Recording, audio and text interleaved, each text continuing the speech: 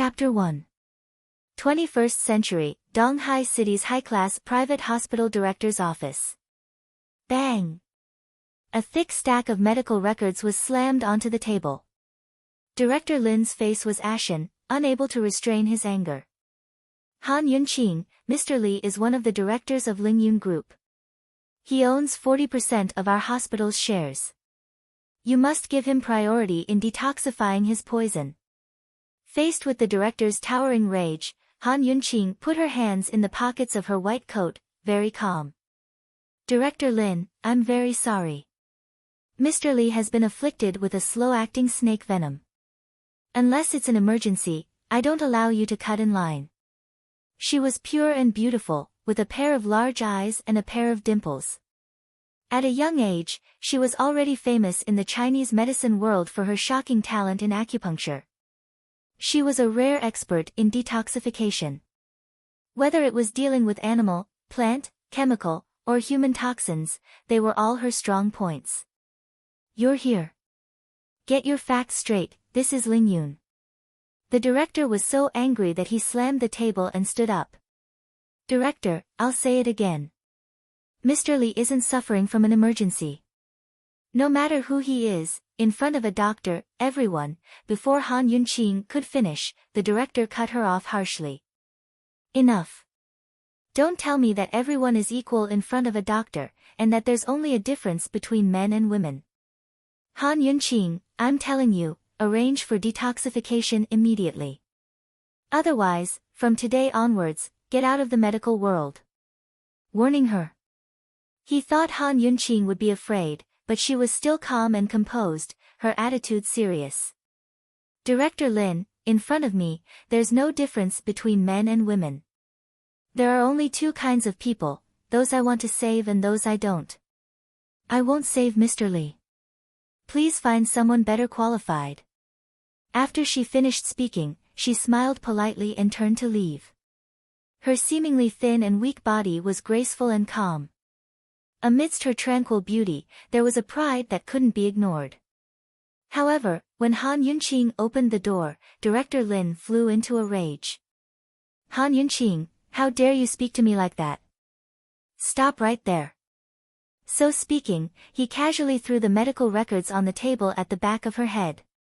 Han Yunqing was startled. She only felt a warm and moist feeling slowly flowed down the back of her head. She turned her head in astonishment, but before she could even look at Director Lin, her entire body collapsed, 3,000 years ago, in the country of Tianing. Han Yunqing woke up in a daze in the bridal sedan chair. She heard the festive atmosphere around her. The sounds of flutes, gongs, and drums rose and fell one after another. However, everything before her eyes was dark. What's going on? Han Yunqing pulled down the thing covering her head and took a look. She gasped. Wasn't this a bridal veil? She subconsciously raised her head and lowered it again, only to realize that she was wearing a phoenix coronet and a red gown, just like a bride who was about to get married. She was drunk. The sedan chair rocked and rocked, giving Han Yunqing a headache. At the same time, unfamiliar memories began to flood her mind. Without a doubt, she had transmigrated and was about to get married as soon as she transmigrated.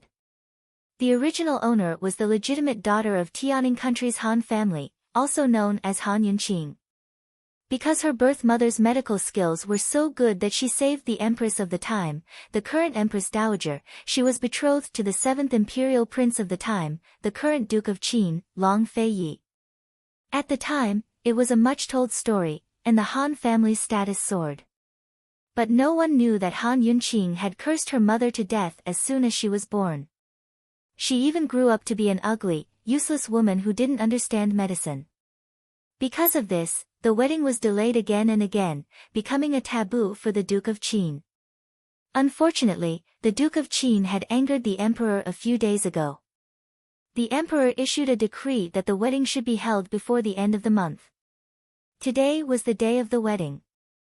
The Duke of Qin, Long Feiyi, had been bestowed the title of Duke of Qin at a young age.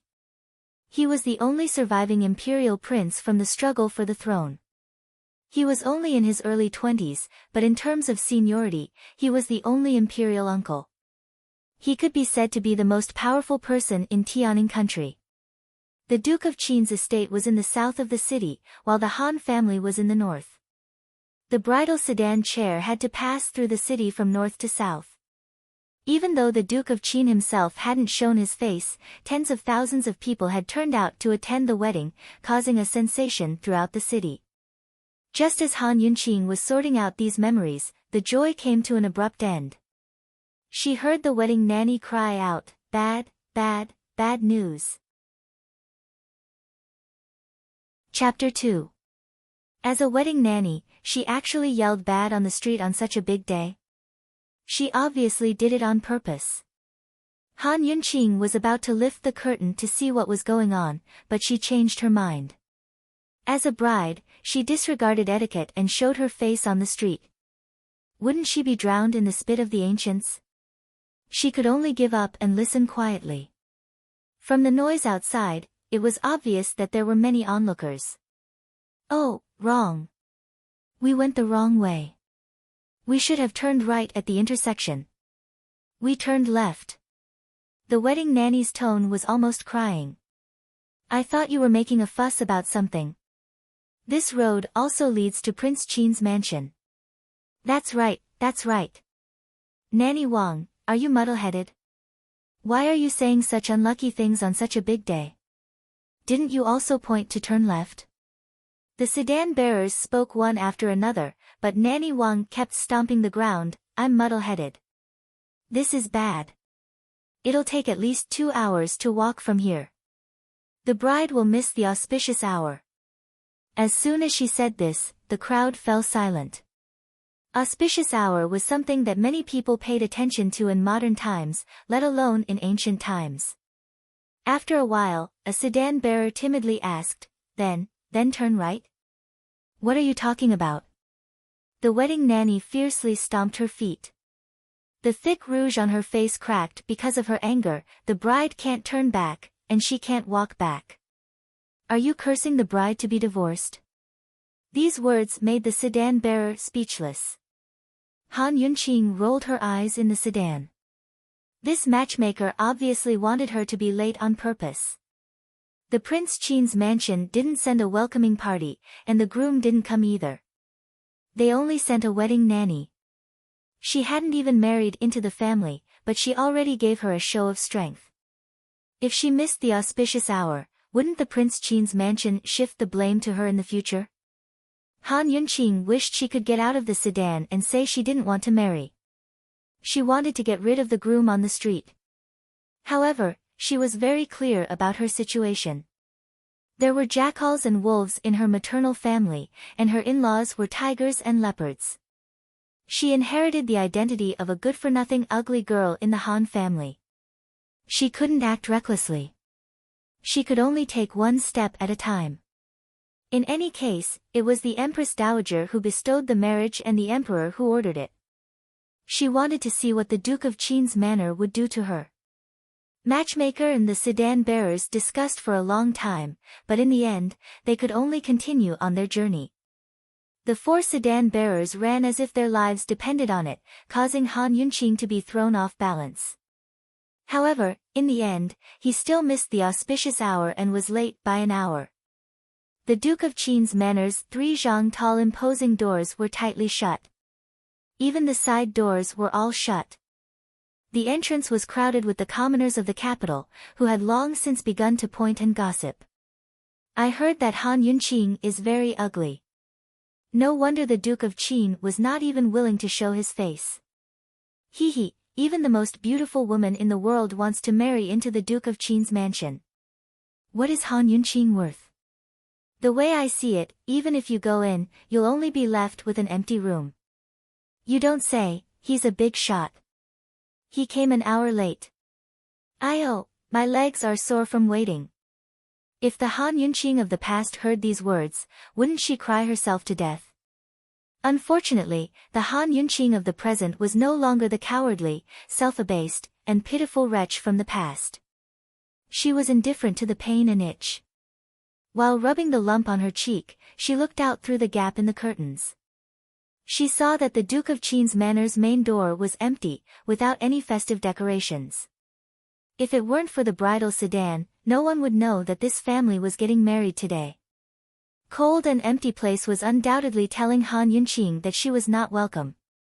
Even if she delivered herself to the Duke of Qin's manor, he wouldn't want her. Nanny Wang was knocking on the door. She didn't dare to use too much force, just gently knocking. After a while, the main door remained silent, but the side door opened. An old gatekeeper stood inside the door, with no intention of coming out. Nanny Wang hurriedly ran over. She was very professional. She laughed joyfully, "The bride is here. The bride is here." Unexpectedly, the old servant glanced at the bridal sedan and disdainfully said, "The consort dowager ordered that we missed the auspicious hour. Come back tomorrow." After saying that, he closed the door with a bang. Chapter 3. The surroundings were silent at first, and then burst into laughter. This would probably be written down in Tianing country's history books. To have the bride come back tomorrow was an unprecedented event in the past and in the future. The surrounding onlookers were all cramping with laughter. Even many in the bridal procession couldn't help but laugh out loud. It was the first time anyone had encountered such a situation. Inside the bridal sedan chair, the calm and composed Han Yunqing finally narrowed her eyes. The Duke of Qin's estate had gone too far. Nanny Wang walked back dejectedly, sighing. Too unlucky. I've been a wedding nanny for so many years, but I've never seen anything like this. Go back, hurry back. But just as the sedan bearers were about to lift the sedan chair again, Han Yunqing harshly shouted, "Wait! Who spoke?" Everyone stopped and looked around, but couldn't find the speaker. "Nanny Wang, I'll have to trouble you to ask what time they'll come back tomorrow." Han Yunqing spoke again, her voice calm but filled with a dignified dignity. Her voice wasn't loud, but everyone heard her clearly. For a moment, everyone looked at the bridal sedan chair in disbelief. Was this really Han Yunqing speaking? Shouldn't she be secretly crying under these circumstances? She actually dared to speak, and so loudly at that. "Nanny Wang, what are you spacing out for? Do you want this young miss to hold you responsible for leading me to the wrong place?" Han Yunqing suddenly said harshly. Nanny Wang didn't expect this and jumped in fright. It was the old imperial concubine who told her to lead them to the wrong place, so the Duke of Qin's estate naturally wouldn't hold her accountable. But if the Han family really did, she'd have to bear the consequences. At that time, the old imperial concubine wouldn't protect her. How did this Han Yunqing suddenly become so fierce? Nanny Wang couldn't think too much and hastily replied, Yes. Eldest young miss, please wait a moment." Thump, thump, thump. This time, the knocking on the door wasn't gentle. It was the old door servant who opened the side door. "What are you doing? Didn't you understand that she told you to come back tomorrow?" The bride asked what time tomorrow would be. "I'll have to trouble you to inform the old imperial concubine," Nanny Wang begged nicely. The old door slave was surprised. This bride was a bit interesting. Just wait. In a pavilion in the back garden of the Duke of Qin's estate, Grand Concubine Yi was currently playing mahjong with a few of the titled madams. She didn't take the matter of her daughter-in-law to heart at all. After the emperor took over the reins of power, the imperial concubines left behind by the late emperor either died or guarded the mausoleum. Only Grand Concubine Yi relied on her son's status, so no one dared to touch her. Even the Empress Dowager had to yield to her. 3 years ago, she'd grown bored of living in the palace, so she moved to the Duke of Qin's estate to live with her son. The maidservant bent over and whispered into her ear, "Mistress, the bride is asking when she will arrive tomorrow." Grand Concubine Yi's hand froze as she turned to look. "Who did you say asked?" "The new bride," the maid answered in a low voice. "You've got guts." Grand Concubine Yi was puzzled, but she was too busy playing mahjong to take it to heart. She simply said, "It's still the same time." So what if she asked about the time? If she came tomorrow, she would still be late. Gee, sure. Nanny Wang brought the words to the bridal sedan. But Han Yunqing only gave her 3 cold words. "Wait here." Many people around them sensed that something was wrong with Miss Han, but Nanny Wang still didn't know what to do. "What?" she cried out. "The bride can't be like this. We can't block their gates, can we? We'll be laughed at." "No way, no way, there's no reason.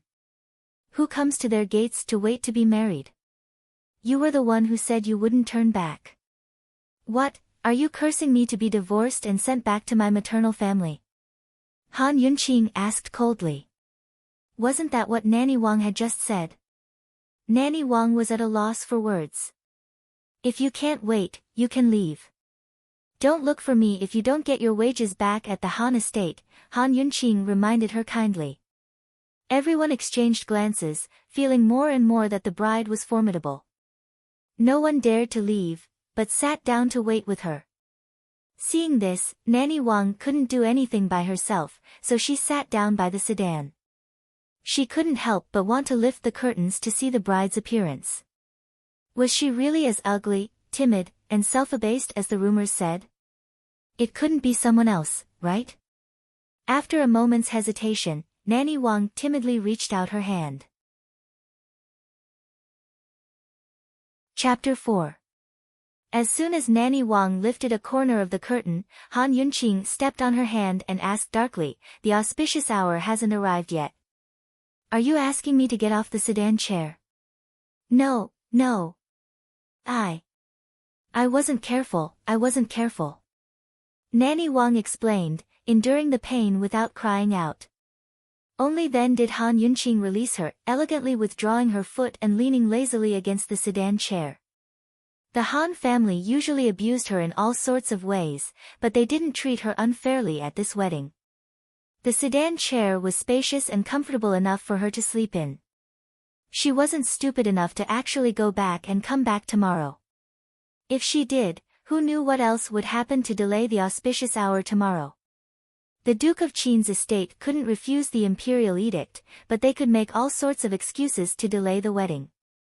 In the end, she'd be the one to suffer losses.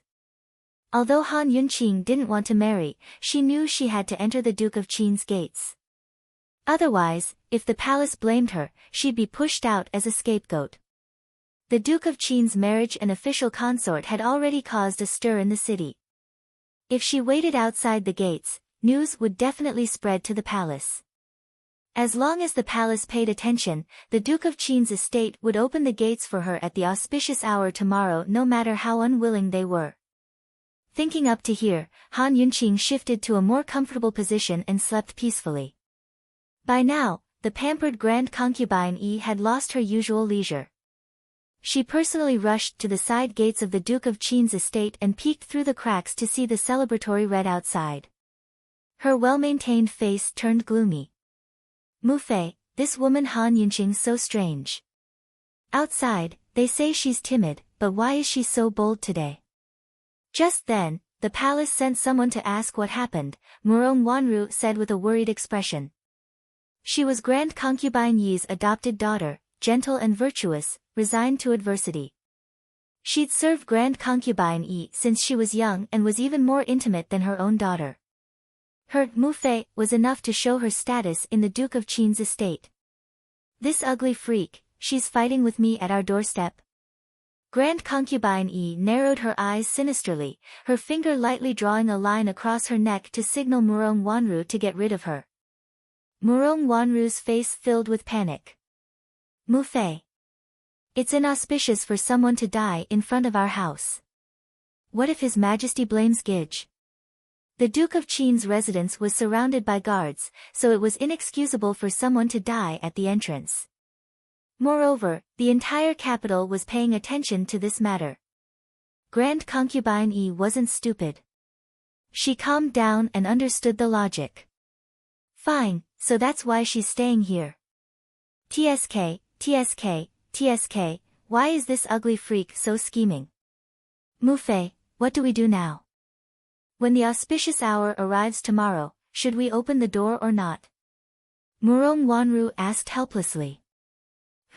If she wants to enter this door so badly, then let her in. This consort wants to see how long she can stay. Grand Concubine Yi couldn't afford to provoke her. In the heavily guarded Duke of Qin's estate, no matter how big the news was, it wouldn't spread outside. Murong Wanru nodded helplessly, but a smug look flashed through her eyes. She had long hoped for Han Yunqing to enter the gates. Grand Concubine Yi wanted to betroth her to the Duke of Qin, but she was born lowly and couldn't become official consort. She could only settle for being a concubine, afraid that the position of official consort would be taken away by someone powerful. A disfigured woman like Han Yunqing was only a tool used by the emperor to humiliate the Duke of Qin. She'd only make the Duke of Qin and Mufei loathe her and never have a chance to turn things around. As for the official consort personally appointed by the Empress Dowager, even if she died, the position would still be empty. This was the best way to go. Murong Wanru was in a good mood as she took Grand Concubine Yi's hand and carefully walked with her. The Empress Dowager's going to bestow you to Fei. My lifelong wish has been fulfilled. Grand Concubine Yi softly patted Murong Wanru's hand with regret. Mufei, Wanru only wants to serve you for the rest of my life, Murong Wanru hastened to express herself. You can serve me for the rest of your life if you're my daughter-in-law. If you're free, go to the Duke of Qin's study more often, understand? Grand Concubine Yi smiled. Murong Wanru's face turned red as she lowered her head. Anyone who saw her would feel pity for her, making Grand Concubine Yi like her even more. Muhu, the Duke of Qin should be back tonight. Otherwise, who's going to kick the sedan door tomorrow? Murong Wanru asked next. That's good. She can keep waiting in the sedan chair. Grand Concubine Yi's tone was as casual as if she was talking about the weather. Chapter 5. It was already dark, but Han Yunqing was still sleeping. God knew how tired she was. However, in the depth of her consciousness, she heard a familiar sound, beep, beep, beep. Han Yunqing instinctively opened her eyes. Wasn't this the warning sound of the detoxification system, the latest scientific research of Lingyun Hospital? In order to keep her, Lingyun Hospital invested a lot of money to develop an intelligent detoxification system. It was equivalent to an intelligent space, which could store all kinds of equipment and herbs she needed to detoxify patients. This system was implanted in her brain and was completely controlled by her consciousness. Han Yunqing didn't expect that her soul would come and bring this treasure with her. Han Yunqing was excited. Finally, God didn't want her to die. The beep sounded like poison, which reminded Han Yunqing that there was poison nearby. Han Yunqing suspected that the tumor on her face was deposited by poison. Now that the detoxification bag reminded her, it must be the case. She closed her eyes and tried to open the detoxification system with her consciousness. She didn't expect it to be so convenient. She took out a few gold needles and medical gauze and checked the stock inside. There were still plenty of gold needles and herbs. Han Yunqing glanced outside and saw that everyone was dozing off.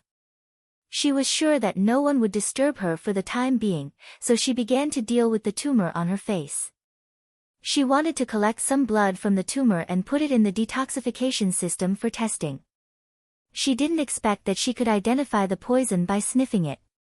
This kind of poison was commonly known as grape ball. It was a very common disfiguring poison in ancient times. Any poison master with some ability could detoxify it. She didn't expect that the Han family, a medical family, would let their daughter suffer from this and no one would detoxify her. Someone must have deliberately poisoned her. The Han family, right? She would remember this for the original owner. It was reasonable that doctors didn't treat themselves. Although it was easy to detoxify the poison, it was a little troublesome on Han Yunqing's face. She could only do it in the dark. She drained the poisonous blood, detoxified the poison, applied the medicine, and finally put on the gauze. It took her a full hour to finish everything. After packing up, Han Yunqing covered the bridal veil again and shouted outside, "Nanny Wang, I'm hungry. Get me a bowl of noodles." Nanny Wang waited for a day and saw that Prince Qin's mansion didn't drive her away. She knew clearly the relationship between them. She didn't dare to offend Han Yunqing again and immediately went to buy. A big bowl of hot and fragrant soup was served to cover the smell of the medicine. Han Yunqing asked Nanny Wang to leave. Then she took off the veil and ate heartily. At this time, Han Yunqing's future husband, the Duke of Qin, Long Feiyi, was standing on a tall building not far away with his hands behind his back. He was leaning against the railing and watching this scene from afar. His face couldn't be seen, yet his figure was tall, handsome, and lofty like a mountain. He wore black clothes, and he was mysterious, dignified, and emitted an arrogant and domineering aura. He was like a god of the night that stood high above and looked down upon the common people. "Your Majesty, the investigation is clear. The woman in the sedan chair is indeed Han Yunqing. Nanny Wang is old concubine's servant." The attendant in black reported respectfully. "What's the situation in the palace?" His voice was cold and low. It spread everywhere. "Many people are betting in private whether or not she'll be able to enter the gates tomorrow," his personal guard, Chu Shifeng, replied truthfully. Long Feiyi finally turned around. His handsome, cold, and hard features seemed to be carved by heaven, so handsome that both men and gods would be enraged. The light from the lanterns illuminated his frosty face, but couldn't penetrate his deep, dark eyes. They were like a cold pool, a bottomless mystery. "Your lordship is also curious whether or not she'll be able to enter," Long Feiyi said as he stepped into the air in the direction away from the Duke of Qin's estate. Chu Shifeng gave a start. Heavens, did he hear wrong? The Duke of Qin was curious too, and the subject was a woman. Was the sun going to rise from the west tomorrow? Chapter 6. Early the next morning, the entrance of the Duke of Qin's residence was packed with people. Han Yunqing definitely didn't know that there were at least 30 big bookmakers inside and outside the palace betting on whether she would be able to enter the Duke of Qin's residence today. There were thousands of people betting on whether she would be able to enter the Duke of Qin's residence today. The joyous music hadn't started, but the hubbub of voices was already lively enough. Han Yunqing didn't even have to worry about oversleeping and being woken up by the noise. She secretly glanced at the sky. There was still some time before the appointed time. It was just enough time for her to wake up and take care of the medicine on her face. A small malignant tumor had met a top detoxifier like her. One night was enough to destroy the corpse and all traces. Han Yunqing tore off the gauze and cleaned up the herbs. Her fingertips gently caressed her face. The malignant tumor was now smooth, delicate and warm. It was a pity that she didn't have a mirror. Otherwise, Han Yunqing would be able to see her current appearance. However, she thought that even if she wasn't beautiful, without the malignant tumor, she wouldn't be an ugly girl anymore, right? She took out some golden needles from the detoxification system and hid them in her sleeves. She also took out some poison powder for self-defense. After sorting out the trash, she temporarily stored it in the detoxification system. Everything was clean and tidy. Even if someone smelled the herbs, they wouldn't notice anything strange. Covering the bridal veil, Han Yunqing sat upright in the sedan chair and closed her eyes to rest, waiting for the auspicious time to arrive. As time passed, more and more people gathered. Even though it was the second day of the wedding, the streets of the capital were still empty. Even members of the Han family disguised themselves and mixed in with the crowd to see what was going on. Finally, the auspicious time arrived. Creak, following the sound of the Duke of Qin's residence's main door opening, the noisy entrance immediately quieted down. No one dared to make a sound. The Duke of Qin's residence didn't act shamelessly and openly opened the main door. However, the groom didn't come out. There wasn't even a person to escort the bride. Only the gatekeeper, old Lou, walked out and stood by the door. What was the meaning of this? In any case, the groom should at least kick the sedan chair door before the bride can get off, right? This situation caused the originally quiet entrance to fall into a dead silence. Everyone stared at the bridal sedan at the same time. Whether it was those who bet that the bride would enter the door or those who bet that the bride would not enter the door, they were all very nervous. They did not know what would happen next. A few members of the Han family, who were mingling among them, couldn't help but curse Han Yunqing in their hearts. Although marrying into the Duke of Qin's household was climbing up the social ladder, she shouldn't have humiliated herself like this. Nanny Wang hid a sneer in her eyes. She didn't say anything to make the situation awkward and waited for the auspicious time to pass. But who would have thought that suddenly with a bang, the sedan chair door was kicked open from the inside. Han Yunqing was wearing a phoenix coronet, a red wedding gown, and a red wedding veil over her head. Natural and unrestrained, she stepped out of the sedan chair. She was not tall. She had been malnourished for a long time and was thin. Her wedding dress did not fit her, but she straightened her back and held her head high. When she stood like this, she had a strength of character that made people unable to take their eyes off her. "It's the auspicious time, why isn't the joyous music blowing?" she asked loudly. As soon as he said this, everyone came back to their senses and understood what had just happened. God, the bride unexpectedly kicked the door and got out of the sedan chair. How could this happen? This was against the rules. You're too shameless. You actually came down by yourself. You can't get married, so you forced yourself to come to the door. You're too cheap. Suddenly, someone in the crowd cursed loudly. The surrounding people echoed. Cheap, shameless, and even the word prostitute was used. Han Yunqing was also a person, a woman. She also felt that she was very shameless. But what else could she do? Was she trapped in the sedan chair and waited for the next auspicious time? Could she wait? The emperor was just angry with the Duke of Qin, so he ordered him to marry a wife. If this matter really got out of hand, what could the emperor do to the Duke of Qin? In the end, all kinds of mistakes would fall on her. If she died, the engagement would naturally be cancelled. A touch of bitterness flashed through her heart. Han Yunqing pulled herself together. Survival was the king's way. In the midst of the cursing, Han Yunqing asked loudly, "This should be done by the Duke of Qin, but he was too busy to come, so I could only do it for him.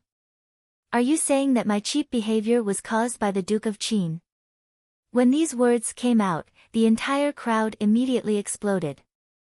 Han Yunqing, you're inverting right and wrong, slandering people. The Duke of Qin doesn't want to marry you. That's right, do you really think the Duke of Qin wants to marry you? Haven't you looked in the mirror since you were young? Don't you know what kind of bird you look like? Han Yunqing stopped and turned to face the source of the voice. Her body was thin and weak, but her voice was full of confidence. The Empress Dowager decreed the marriage, and the Emperor ordered the wedding to be held this month. You said that the Duke of Qin doesn't want to marry me. Then isn't the Duke of Qin going against the Emperor's orders? Who said that? Step forward now. When her voice fell, the entire crowd fell silent. Those people were so frightened that their faces turned green. They were flabbergasted and couldn't say another word. The surrounding people also didn't dare to talk about it. Who would dare to slander the Duke of Qin? Everyone shut up and it was quiet. Han Yunqing took a deep breath to encourage herself. She proudly shouted at the top of her voice, "Joy, play!" Chapter 7. The two groups of ceremonial musicians did not dare to delay. They quickly stood in formation and began to play gongs, drums, flutes, and suona. They were so happy that they could celebrate. Han Yunqing raised her hand. Nanny Wang quickly came forward to help her. The bride had already gotten off the sedan. It would be her fault if she did not help her in front of everyone. Thus, under the dumbstruck gazes of hundreds of people, Han Yunqing straightened her back and walked step by step up the steps of the Duke of Qin's estate. Her every step was especially elegant, as if all the splendor in the air was hers to claim, noble and inviolable.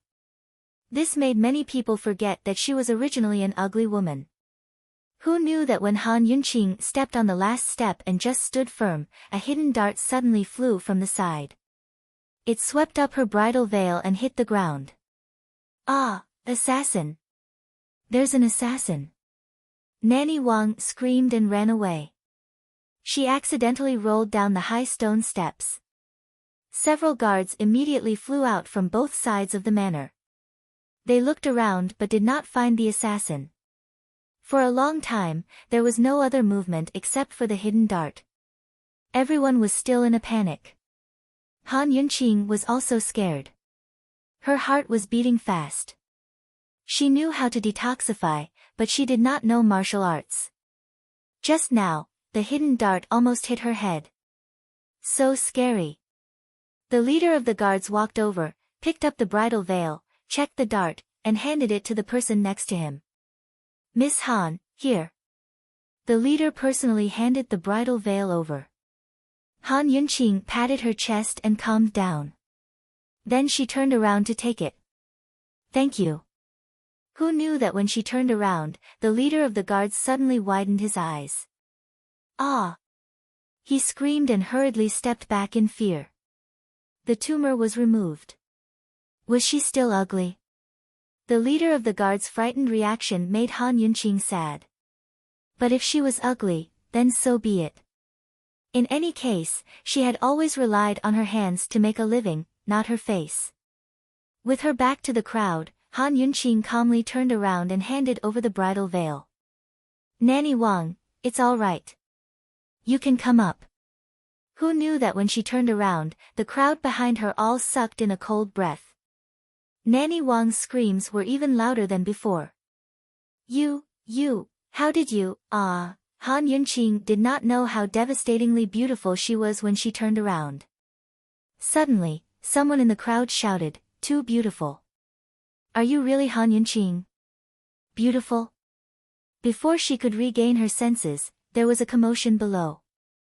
Didn't they say that Han Yunqing was an ugly girl? What's going on?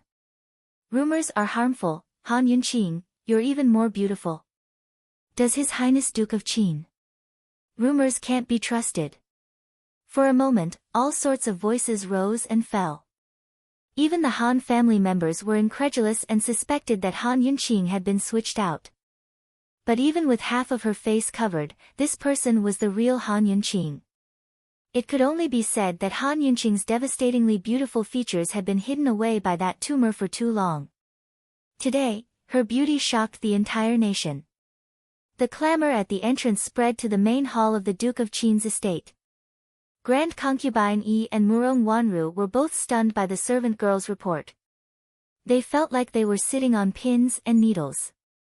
The two of them sat side by side in the main hall, wishing they could go out and see for themselves. By now, Nanny Wang had already covered Han Yunqing with her bridal veil again and helped her over the high threshold. Just like that, the bride entered the doors. Everyone was still amazed by her beauty and even forgot about the bet. In the crowd, a pretty, well-dressed woman was tugging at the man next to her before angrily turning around.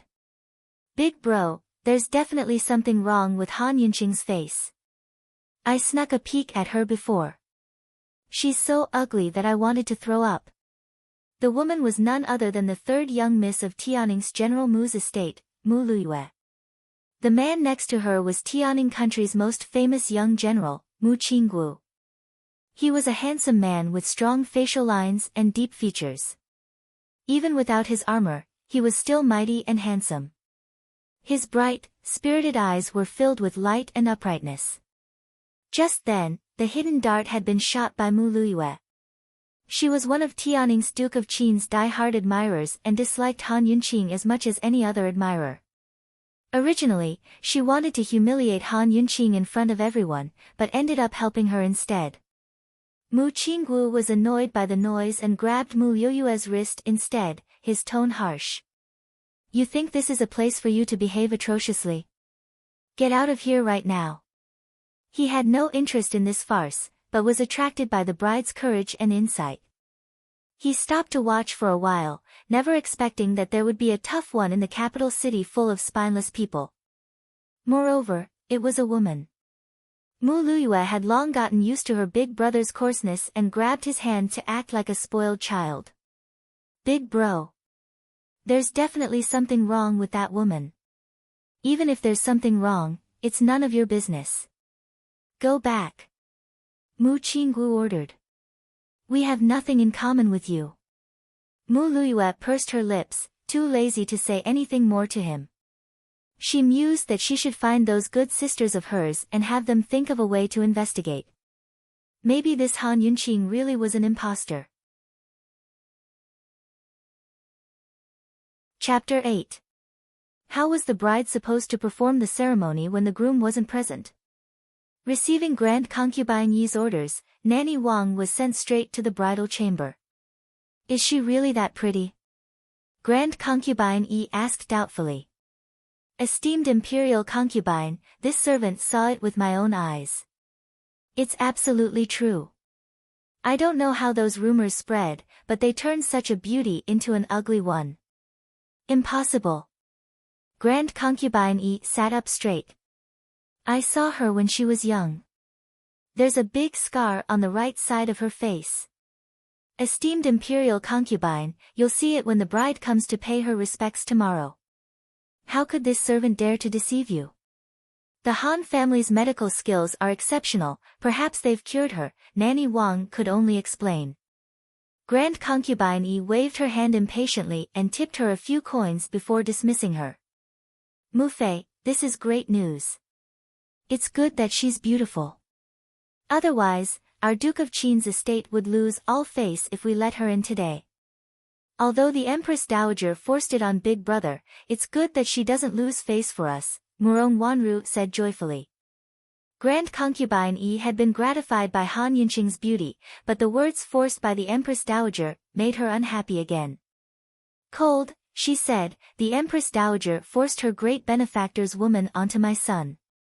If this isn't humiliation, then what is? What's the use of being beautiful? Murong Wanru sighed helplessly. If her mother hadn't saved the Empress Dowager back then, now, Murong Wanru didn't finish, but even an idiot knew that the current emperor's fate would be different if she hadn't. Han Yunqing's mother had saved the Empress Dowager's life and changed the fate of an entire generation. Alright. I don't care for that position. I'm satisfied with Fei. You can withdraw as well, Grand Concubine Yi rubbed her brows as she spoke. Yes, Wanru has spoken too much. Murong Wanru obediently withdrew, heading for the Duke of Qin's hibiscus courtyard as soon as she left. But she stopped at the door.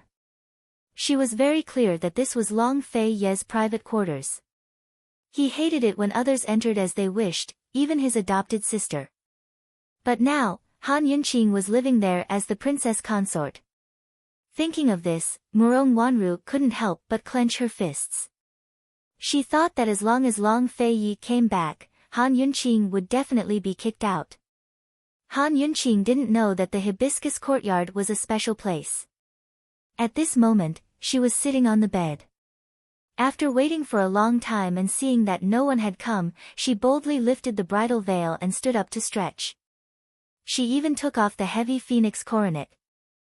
For a moment, she felt as if a heavy burden had been lifted off her shoulders and she felt much more relaxed. The first thing she wanted to do was to look at herself in the mirror. She really didn't know what she looked like to be able to make those people outside exaggerate to such an extent. She also didn't know which vicious person had tried to kill her with a hidden dart. She didn't expect that she would be stunned. That vicious bastard must be feeling very depressed right now, right? Han Yunqing was in a good mood and casually sat down in front of the mirror.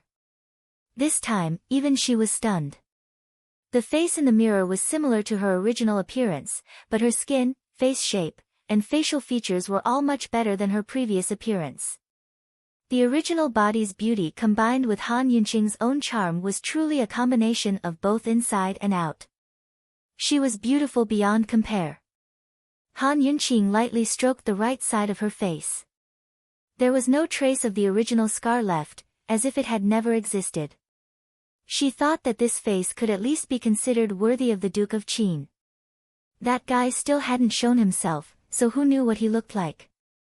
She stood up and walked around, discovering that this room was unusually large.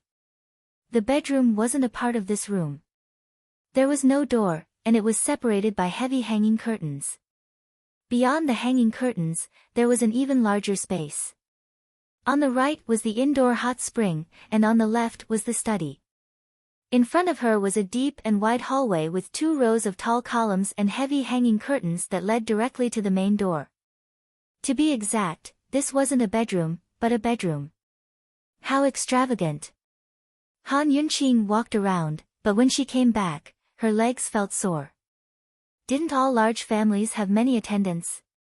This room was so big, but she didn't see a single person. She couldn't even find a single person to ask. It really was strange. Han Yunqing sat back on the couch, wondering if the groom would come back tonight. Chapter 9. Han Yunqing waited from dawn to dusk. Not to mention the groom, she didn't even see a shadow of a person. In the dead of the night, she leaned against the pillow and unknowingly fell asleep. Suddenly, she heard a crash. It seemed to be the sound of someone hitting the window. The oil lamp in the bedroom was too small to illuminate the outside. Han Yunqing waited for a long time, but she didn't hear anything else. A trace of uneasiness flitted past her heart. She carefully walked out of the bedroom. Who is it? It was dark and quiet outside. No one answered. Someone came in, right? Who are you? Han Yunqing asked again as she shone the oil lamp over. At this moment, a beeping sound rang in her head, reminding her that there was poison. What was going on? Could it be that someone had poisoned her? Han Yunqing shivered and immediately turned to return to the bedroom. Unexpectedly, a hand grabbed her ankle at this moment. Ah! Before she could finish her scream, her entire body was pulled over. The oil lamp fell to the ground and she fell flat on her face. However, she couldn't care less. She wanted to kick that hand away, but unexpectedly, she kicked a man's chest. Instantly, the smell of blood filled the air. Don't move if you want to live. The man's cold voice suddenly caused the surrounding temperature to drop by a few degrees. Han Yunqing instantly froze because the cold blade of a sword was pressed against her body. This guy seemed to be injured and poisoned. Was he an assassin? The surroundings were very quiet.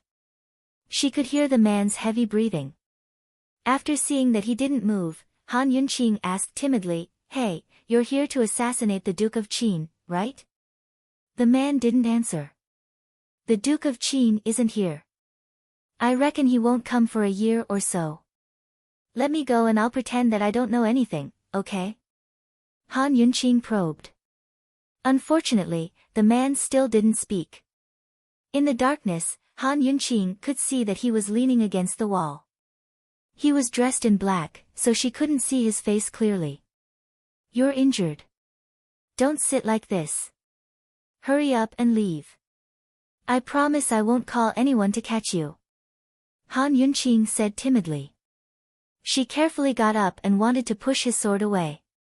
Who knew that the moment she touched the back of the sword, the man would raise the sword to her neck and slash it down mercilessly. At this critical moment, Han Yunqing suddenly retreated and said anxiously, "You've been poisoned. The wound is 4 inches from your abdomen. It's snake venom. You were poisoned half an hour ago. It wasn't directly bitten by a venomous snake, but a venom refined by someone. Your breathing is heavy and your heartbeat is slow. This kind of venom hurts your heart and acts very quickly. You'll probably be able to hold on for an hour." Han Yunqing told him everything she had guessed based on the detoxification system's reminder. At this moment, the man's sword was still pressed against her neck. The blood slowly flowing from her neck made her heart beat faster and faster, unable to slow down. However, the man didn't stab down with his sword, which made Han Yunqing know that she was right.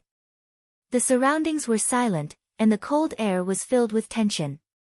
Han Yunqing swallowed her saliva, summoned her courage, and continued, I can help you detoxify. If I can't, you can kill me. After saying that, she didn't dare to make another sound and waited in fear. After a while, the man spoke cold voice, how long? I need to check the specific injury and the intensity of the venom. Han Yunqing answered truthfully. The man didn't say anything and put down his sword. Han Yunqing's heart, which had been hanging in the air, finally calmed down. After confirming that her life wasn't in danger, Han Yunqing's very professional side was revealed. She stood up and saw that the man in black was about to stand up as well. She immediately ordered, sit down, don't move. Her voice was thin, but it had a sense of authority that couldn't be defied. Once you move, it will accelerate your blood circulation. The more venom enters your heart, the more troublesome it will be. In the darkness, a mischievous look flashed across the man's eyes, and he really did obediently stop moving. Unexpectedly, Han Yunqing's next sentence was, take off your clothes. Chapter 10. Take off his clothes. A dangerous glint flashed in the man's eyes. He didn't move, obviously unhappy. In the dark, Han Yunqing could still see the man staring at her. What are you looking at?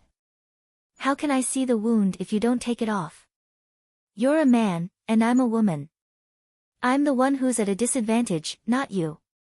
Han Yunqing said and took action. Director Lin of Lingyun Hospital was right. There was no distinction between men and women in front of doctors. At least, Han Yunqing was used to it. Han Yunqing's hand was approaching, but the man pushed it away. It seemed that he hated being touched by a woman. I'll do it myself. Up until now, every word he said was as cold as ice. Although the poison was deep, this guy still had strength. He quickly took off his clothes. In fact, Han Yunqing couldn't see anything clearly in the dark. The human body was almost the same. She could find the main acupuncture points of the human body with her eyes closed. She inserted 2 gold needles into the acupuncture points near the man's heart to stabilize the poison. Then, she used the gold needles to collect some blood from the wound. The man immediately felt the tightness in his chest lessen. Gradually, he relaxed. Wait a moment. I'll get the light. She got up and went to the bedroom. Taking advantage of this opportunity, Han Yunqing put the blood into the detoxification system for testing. She got an unexpected result. This poison was a mixture of snake venom. After all, the snake venom commonly seen in modern times was different from ancient snake venom. Many ancient snakes had gone extinct in modern times. Therefore, the detoxification system only had relevant records. There was no corresponding antidote stored. Even the herbs needed to make the antidote were not available. After understanding the situation, Han Yunqing touched the sword wound on her neck. She was unusually calm. If there was no antidote, then there was no antidote. That hateful assassin killed the innocent. She didn't really plan to save him. Therefore, she took some medicine and small tools to temporarily suppress the poison. She took the lantern and went over. With the illumination of the light, Han Yunqing gradually saw the man from afar. Although he was sitting, she could tell from his limbs that this guy had a good figure. At least, he was very tall. Gradually, the light came closer and closer. When the light shone directly on the man's face, Han Yunqing was stunned. God! This man, as an assassin, he did not wear a mask. His cold facial lines and sharp facial features made him look like a god carved by the heavens. Even though he was injured, he did not look pathetic at all. Instead, he exuded the nobility and domineering aura of a king. In front of him, anyone would feel inferior. The light illuminated his face, but it couldn't shine into his dark and deep eyes, which seemed to be able to absorb everything in the world. It was a pair of deep, dark eyes that stared coldly at Han Yunqing as if trying to suck her in. Han Yunqing was stunned. Her hand trembled, and a lantern fell to the ground.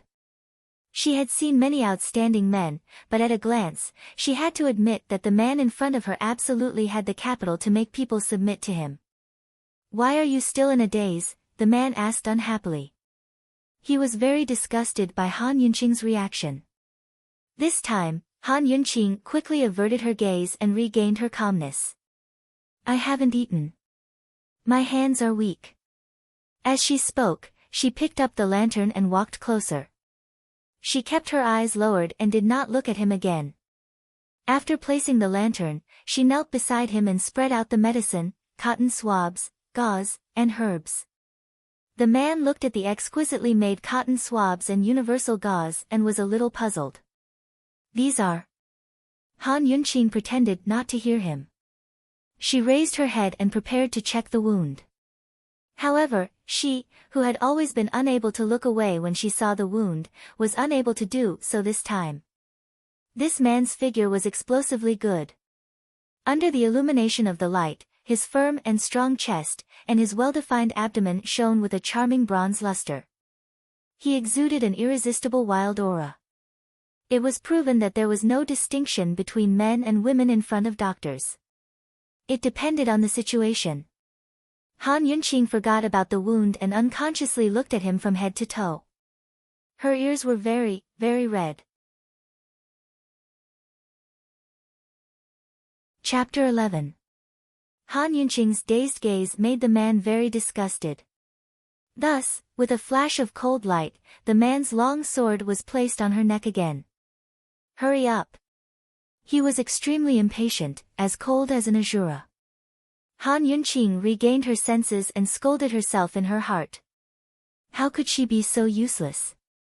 Taking a deep breath, she still calmed down. "Take the sword away, or else my hand will shake. If something goes wrong, don't blame me. Are you threatening me?" The man narrowed his eyes. "You can think of it that way." Although this guy was a feast for the eyes, Han Yunqing was not a love-struck fool. She especially cherished her life. When it was a matter of life and death, she really could not concentrate. If Han Yunqing looked up, she would definitely see the man's narrowed eyes. That gaze was enough to cut her into pieces. However, no matter how fierce he was, it was useless. Who asked him to be controlled by others? The long sword was slowly put back. Han Yunqing did not say much. After taking the cotton swab to check the wound, she was serious, focused, and even a little serious. Detoxification was firstly to expel the poison, and secondly to dissolve the poison. Expelling the poison was to find a way to expel the poison from the body, while dissolving the poison was for the poison that could not be expelled. It needed to be dissolved with medicine. Expelling the poison was Han Yunqing's strongest point. There were two ways to expel the poison. The first was acupuncture, and the second was to apply medicine. First, use acupuncture to expel the poison as much as possible, then use medicine to absorb the remaining poison. After a serious examination, Han Yunqing was very sure that this guy's poison could be completely expelled. Unfortunately, she did not have the medicine on hand. She did not say a word and took out a golden needle to search for the acupuncture points. Different parts of the body had different poisons, and the acupuncture points were also different. If it was an ordinary doctor, it would probably take half a day to find the acupuncture points. But for her, it was as easy as eating a meal. "It will hurt. Bear with it." The man did not answer and looked down at her. Han Yunqing, she was obviously an ugly girl. Why was she so beautiful and stunning? She was obviously timid and weak. Where did she get the courage and boldness to remain calm in the face of danger? She was clearly the most useless young miss of the Han family, so where did her exquisite acupuncture skills come from? Han Yunqing didn't know about the man's suspicion. She was seriously looking for an acupoint to insert the needle. Her beautiful eyebrows were slightly knitted. She was focused, professional, careful, and rigorous. Her whole person exuded a majesty that could not be disturbed. The man looked at her and didn't realize that he was stunned. He realized that this woman's serious look didn't seem so annoying. As several golden needles were inserted into his acupoints, the wound began to bleed black blood. Soon, more and more blood flowed out. It was even a little disgusting. Han Yunqing didn't even frown. She carefully wiped the man's blood to prevent the poisonous blood from touching other wounds and causing secondary infection. Han Yunqing didn't take back the golden needles until the wound started to bleed. She cleaned the wound, stopped the bleeding, applied medicine, and bandaged it with gauze. A series of steps were carried out skillfully and methodically. The entire process took less than half an hour. Although she didn't intend to take responsibility for this man's life, she still did her best to expel the poison. As for the remaining poison in his body, without medicine, she could only let the man resign himself to fate. The medicine she applied to the man was only to reduce the inflammation and temporarily suppress the poison. If she looked for more medicine, she wouldn't be able to get rid of this man. This was the Duke of Qin's residence, and it was their wedding night. Her groom could come in at any time. If he saw her with another man, she would lose her life. This guy, the sooner he left, the better. It would be best if he never came back. Han Yunqing handed over a few packets of medicinal herbs. She said seriously, change the medicine once a day. It'll be fine in a few days. You should hurry and leave. Unexpectedly, the man raised his eyebrows and looked at her. He asked, Han Yunqing, where do you want this prince to go on our wedding night? What? Chapter 12. Clang, clang. The lantern in Han Yunqing's hand fell again. Her face turned pale from shock. Wedding night. This king. What was this fellow trying to say? Long Fei rose to his feet and gave her a thoughtful look before brushing past her shoulder to head for the bedroom. It was as if he were the owner of the house. After a while, Han Yunqing chased after him, You're Long Fei Yi. Impudent. Long Fei Yi coldly said. In this world, there weren't many people that dared to call him by his full name. He had rushed back, so he did not know that Han Yunqing would be sent here. This was his private place. Although Han Yunqing found it hard to believe, she was certain of this fellow's identity. She could not help cursing herself for being foolish. What kind of assassin would not wear a mask? What kind of assassin would have the aura of a king? Han Yunqing was extremely vexed. This matter was troublesome. This fellow still had poison in his body. Even if there was just a little bit of poison left, it could be fatal. This fellow was the king. If he unfortunately died, wouldn't she be buried with him? You're really Han Yunqing. Long Fei Ye's cold eyes seemed to be able to see through her. There were too many suspicious points about this woman. There were countless people that wanted to kill him in this world. It wasn't that he didn't have spies by his side, but if this woman was a spy, he would have already lost his life. Han Yunqing had a depressed expression as she allowed him to look. She thought that this fellow would never be able to see the truth of her transmigration. Answer this king's question. Long Fei Yi ordered. Han Yunqing sighed and walked over to lean against a pillar. Duke of Qin, this question is not important. The important thing right now is that the poison in your body is not completely cured. What did you say? Long Fei Yi was shocked. There's still a part of the poison in your body that can't be removed with gold needles. It needs to be absorbed with medicine, but I don't have that kind of medicine.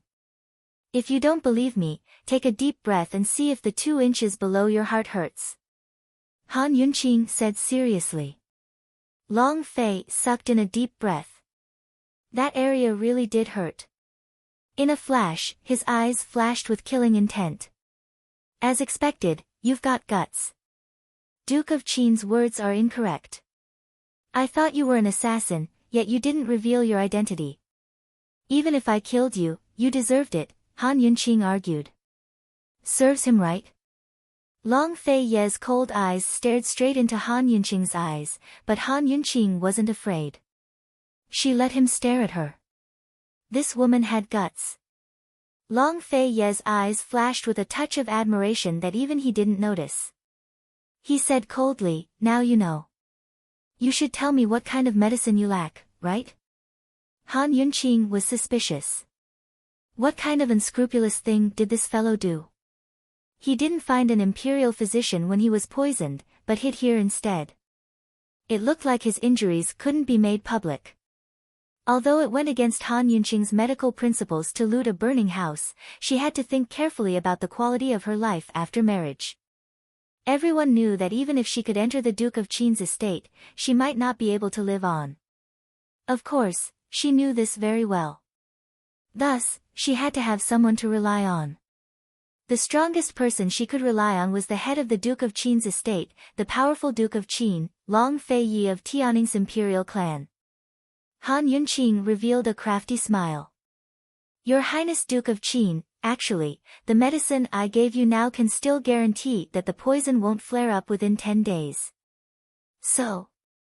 Long Fei Yi continued to stare at her, his cold eyes penetrating. Han Yunqing put on an innocent and timid expression as she said pitifully, "Tomorrow, I'll invite the Grand Imperial Concubine to tea and pay my respects to the palace. I don't know if your highness will accompany me." On the first day of the wedding, the bride had to invite her elders to tea. As long as this fellow was willing to go with her tomorrow, it meant that he acknowledged her as his Wangfei. With his approval, she'd have less trouble in the future. "And if your lordship isn't willing?" Long Fei Yi asked. Han Yunqing lowered her head innocently. "Actually, His Highness's poison isn't anything rare. Any imperial physician should be able to treat him." "Ha, you're very smart. If he could find an imperial physician, why would Long Fei Yi waste his time here?" This woman was indirectly threatening him again. Han Yunqing smiled prettily. "Thank you for your highness's praise." Long Fei Yi couldn't help but furrow his brows. He felt like he couldn't do anything about her. Who knew what he was thinking? After a while, he waved his hand. "Keep your mouth shut and withdraw." Han Yunqing was overjoyed. She'd succeeded. "Yes, many thanks to your Highness Duke of Qin." She excitedly withdrew from the bedroom, diligently lowering the curtains for Long Fei Yi. But when she turned around to face the darkness, she realized that tonight was the wedding night. Where was she supposed to retreat to? Chapter 13. That night, Han Yunqing spent the entire night in the study. Fortunately, the weather wasn't too cold, so she could still endure it. When she woke up the next morning, Long Fei Yi was no longer in the bedroom. He wouldn't go back on his word about that matter, right? He didn't seem to have given her a direct answer last night. Han Yunqing became uneasy and hurriedly rushed out. Unexpectedly, Long Fei was drinking tea in the garden outside when he saw her rush out with a flustered expression. Her clothes were in a mess, her hair disheveled, and she wasn't even wearing shoes. He was disgusted and said unhappily, "I'll give you an hour. Clean yourself up before coming out." "Yes, I promise I won't embarrass your highness." Han Yunqing smiled very flatteringly and hurriedly closed the door. An hour was enough for her to soak in the hot spring for a while. However, Han Yunqing quickly discovered that she was too optimistic. The hairstyle of the ancient people was very complicated. She didn't know how to do it, so it took her a long time to loosen yesterday's bun. Helpless, she could only comb her hair into a Korean princess hairstyle and pull out her bangs. She wanted to find some hair accessories, but unfortunately, the dowry jewelry was inferior. Han Yunqing was very clear that if she wore this kind of thing outside, not only would she embarrass herself, but she would also embarrass the Duke of Qin's manor. Forget it. In any case, she couldn't wear it well, so she might as well not wear it. Han Yunqing practically opened the door right on time. She was wearing a very drooping ice blue one-piece dress, which made her white skin look even more radiant. Her simple hairstyle and clothes were very compatible. Although she didn't have any expensive jewelry to add color, she looked elegant and refined, causing people's eyes to light up. A beauty didn't need any extra decorations. Simple was the most beautiful. I've finished tidying up. Your Highness, please check. Han Yunqing was in a good mood. Long Fei Yi looked at her for a long time. Then, without saying a word, he got up and left. Stingy guy, will it kill you to say something? Han Yunqing muttered to herself as she quickened her steps to catch up. She didn't know that Long Fei never looked at a woman for more than 3 seconds. Long Fei Yi walked in front while Han Yunqing followed behind. She consciously kept a distance of 1 step from him. When she came in yesterday, she was wearing a bridal veil and did not see clearly. Only now did she realize that this hibiscus courtyard was filled with flowers and plants, artificial streams, and bamboo groves. It was quiet and elegant, like a place of seclusion. They didn't see any servants on the way until they reached the gates of the courtyard. Finally, they saw an old mama who was dressed as one of Grand Concubine Yi's personal attendants. The old mama was clearly surprised to see Long Fei Yi. After a moment of surprise, she hurriedly bowed in greeting. This old servant greets Your Highness Duke of Qin. Long Fei Yi ignored her and kept walking forward. Han Yunqing might have the title of Wang Fei, but she didn't expect anyone to pay her respects. She copied Long Fei Yi and walked out as if there was no one around. But the old mama stopped her, her voice stiff. Esteemed Wang Fei, as usual, the Grand Imperial Concubine has to inspect the scarlet handkerchief and send it to the palace for esteemed Empress Dowager to examine. A scarlet handkerchief was something used to check if the bride was a virgin on the wedding night. Not every girl's first night would be scarlet. How many innocent girls had been killed by this thing? If Han Yunqing couldn't hand it over, she'd either have to admit that she was alone on the wedding night or that she wasn't a virgin. The former would make her a laughingstock and lose all face. The latter was a capital offense that would implicate the entire Han family. As soon as she entered the palace, each step was as deep as the sea. Each step was filled with danger. It was only the first morning of her marriage, but she was already in trouble. She didn't even sleep on the bed last night, so where did the scarlet handkerchief come from? Esteemed Wang Fei, please hand the item over to this old servant, the old mama urged. Seeing Long Fei Yi's unmoved back, Han Yunqing felt conflicted. Either way, it was troublesome. Fine, she'd throw caution to the wind. Thus, she lowered her head and feigned shyness. Your Highness, the item is with you, right? Chapter 14. The red handkerchief was with the Duke of Qin. The old nanny sucked in a cold breath and looked at the Duke of Qin in disbelief. What kind of joke was this? She didn't know when the Duke of Qin had returned last night, but it was already hard to imagine that he hadn't chased this woman out of Hibiscus Courtyard. He had probably walked out with her to respond to the palace's greetings. How could he have done that with this woman, and even personally brought the red handkerchief? This woman must be lying. But how could she dare to lie in front of the Duke of Qin? Did she want to die? The old nanny's heart was at a loss. She wanted to ask but didn't dare to. She waited in fear for the Duke of Qin's reaction. Who knew that Long Fei Yi would throw down 2 words, wait, and personally walk back? Was he going to take it? The old nanny covered her mouth in disbelief and couldn't help but look at Murong Wanru, who was hiding on the side and peeking. Han Yunqing curiously followed her gaze but didn't see anyone there. You too. The old nanny couldn't remain calm. Did they have to be like this, making them look like an adulterous couple? Han Yunqing rolled her eyes and leaned against the side fence to wait. Actually, she wasn't sure. Who knew if the red handkerchief Long Fei Yi took out would have read on it? Yesterday, she only wanted him to accompany her to pay respects and didn't think that there would be this. If there wasn't a red handkerchief, even if he accompanied her to pay respects, what was the point?